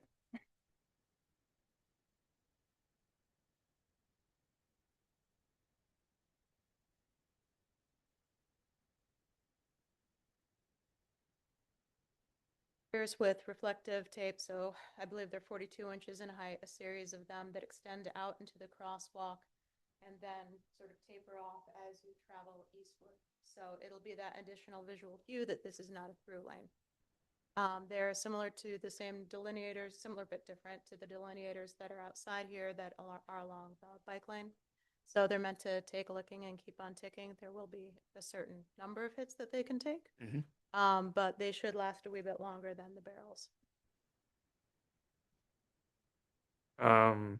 Recently attended the separate issue. Thank you. Huron River Watershed Council had a fundraiser at the corner brewery. It's called River Givers. It was a good event. Drew a lot of people from around the county. They've been doing this here for the past few years. It's good to have them out and have them presenting the projects that were at the table for the dam, and lots of good attendance. And then part of the dam removal is mussel transfer from upstream of the dam to downstream of the dam. So there was another display there, but it's a good event. Brought a lot of people to the city for that. Work on the dam continues. They're working towards the 90% deconstruction design, and that's moving forward, and we'll have a better update on that in the next month or so. Thank you. Just a couple things. I was able to attend a celebration of the 205th celebration of Greek independence since our last meeting. There were dignitaries from the Greek Council from Chicago, as well as folks, the organizers of the Detroit Greek Parade, Parade Committee. And then I think one day before his first day as president-elect, Brendan Kelly from EMU was present over at the statue of Demetrius Ypsilanti over by the water tower. And so they had why are you laughing? They had a ceremony and ladies, and it was really, it was actually very heartwarming to like listen to the history and to learn more about, Greek culture and how,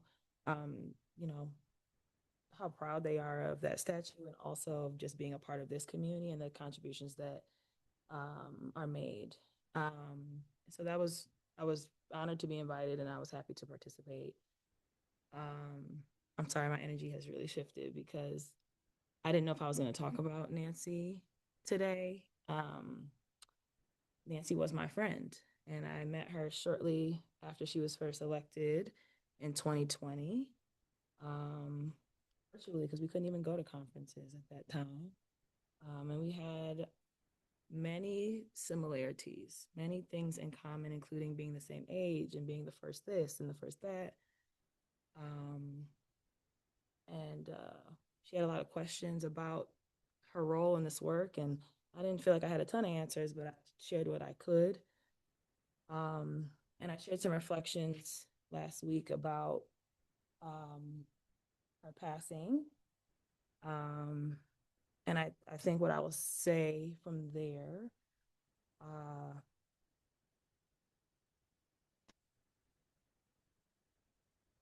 what I wanted to say because of my proximity to shared experiences with her. And that we need to listen closer to people. We need to not look away when we notice things. Because, domestic violence is not abstract to me and so many others. I said it lives a lot closer to me than I would like to even admit. And I struggle even right now because I'm here and she is not, and that didn't have to be the case. And I'm really angry about that she is not here.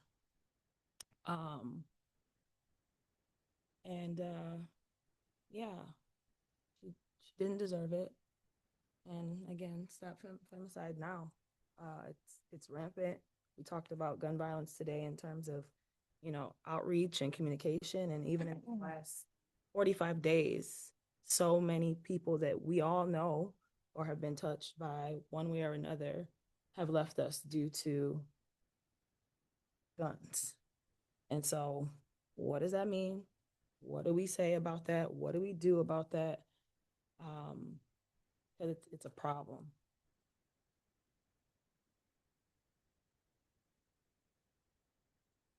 Like to be in this moment, but we got to do better, and we need change immediately, in terms of access, in terms of ease of access, and just how we talk about guns and violence and mental health and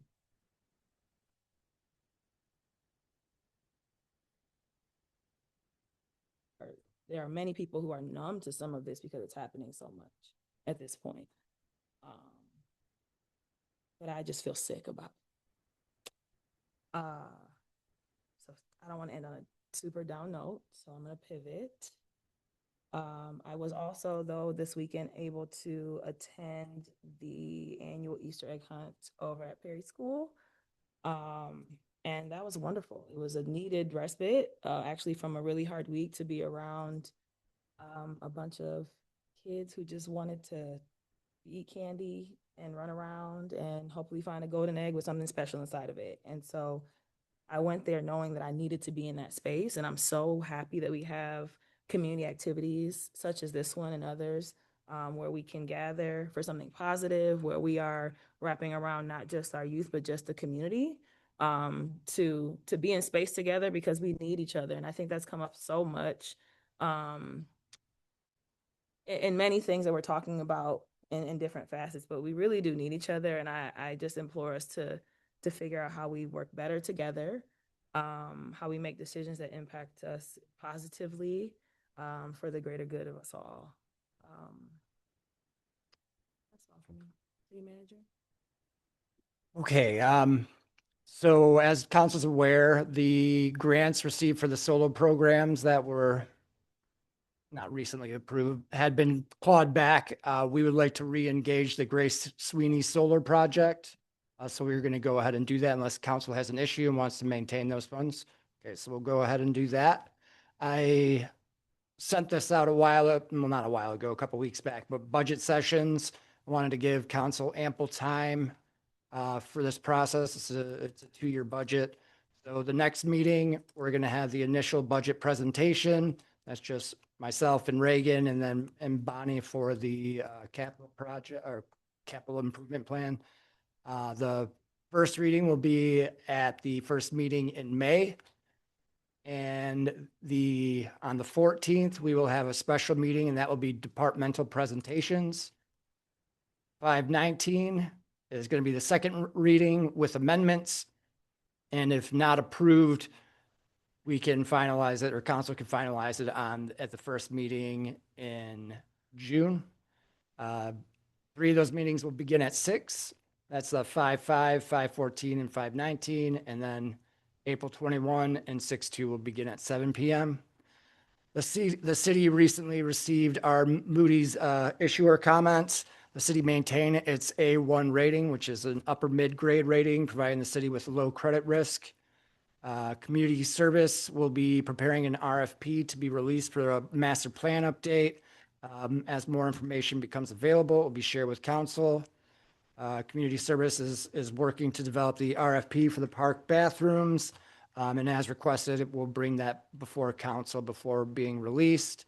My last item is we will be bringing the Carlisle Wortman and Associates contract for building inspections, and that'll be on the next agenda. That's it for me. Just a question. Thanks for the report and thanks for mentioning the Moody's affirming our rating. That sounds like good news. Did they perhaps say anything about a positive outlook, negative outlook along with that A1? I can send you the report that they provided. Send it to everybody. Yeah. Thank you. And just real quick, I know we had received the email regarding Dorsey Estates. And I was just wondering, do we have an update? I know, Andrew, you reached out to that person. Yeah, community services met with her and as well as Renovare, and they're hammering out an agreement. Okay. Nothing for anything? All right. Well, thanks, everybody. The meeting is adjourned. Thank you, Deputy Clerk Britton. Thank you. I know it's a learning Right. curve. It's a Slightly learning curve. overwhelming, but Yeah. But you did great. Only have 5 more. yeah, no. 5 more. I will go.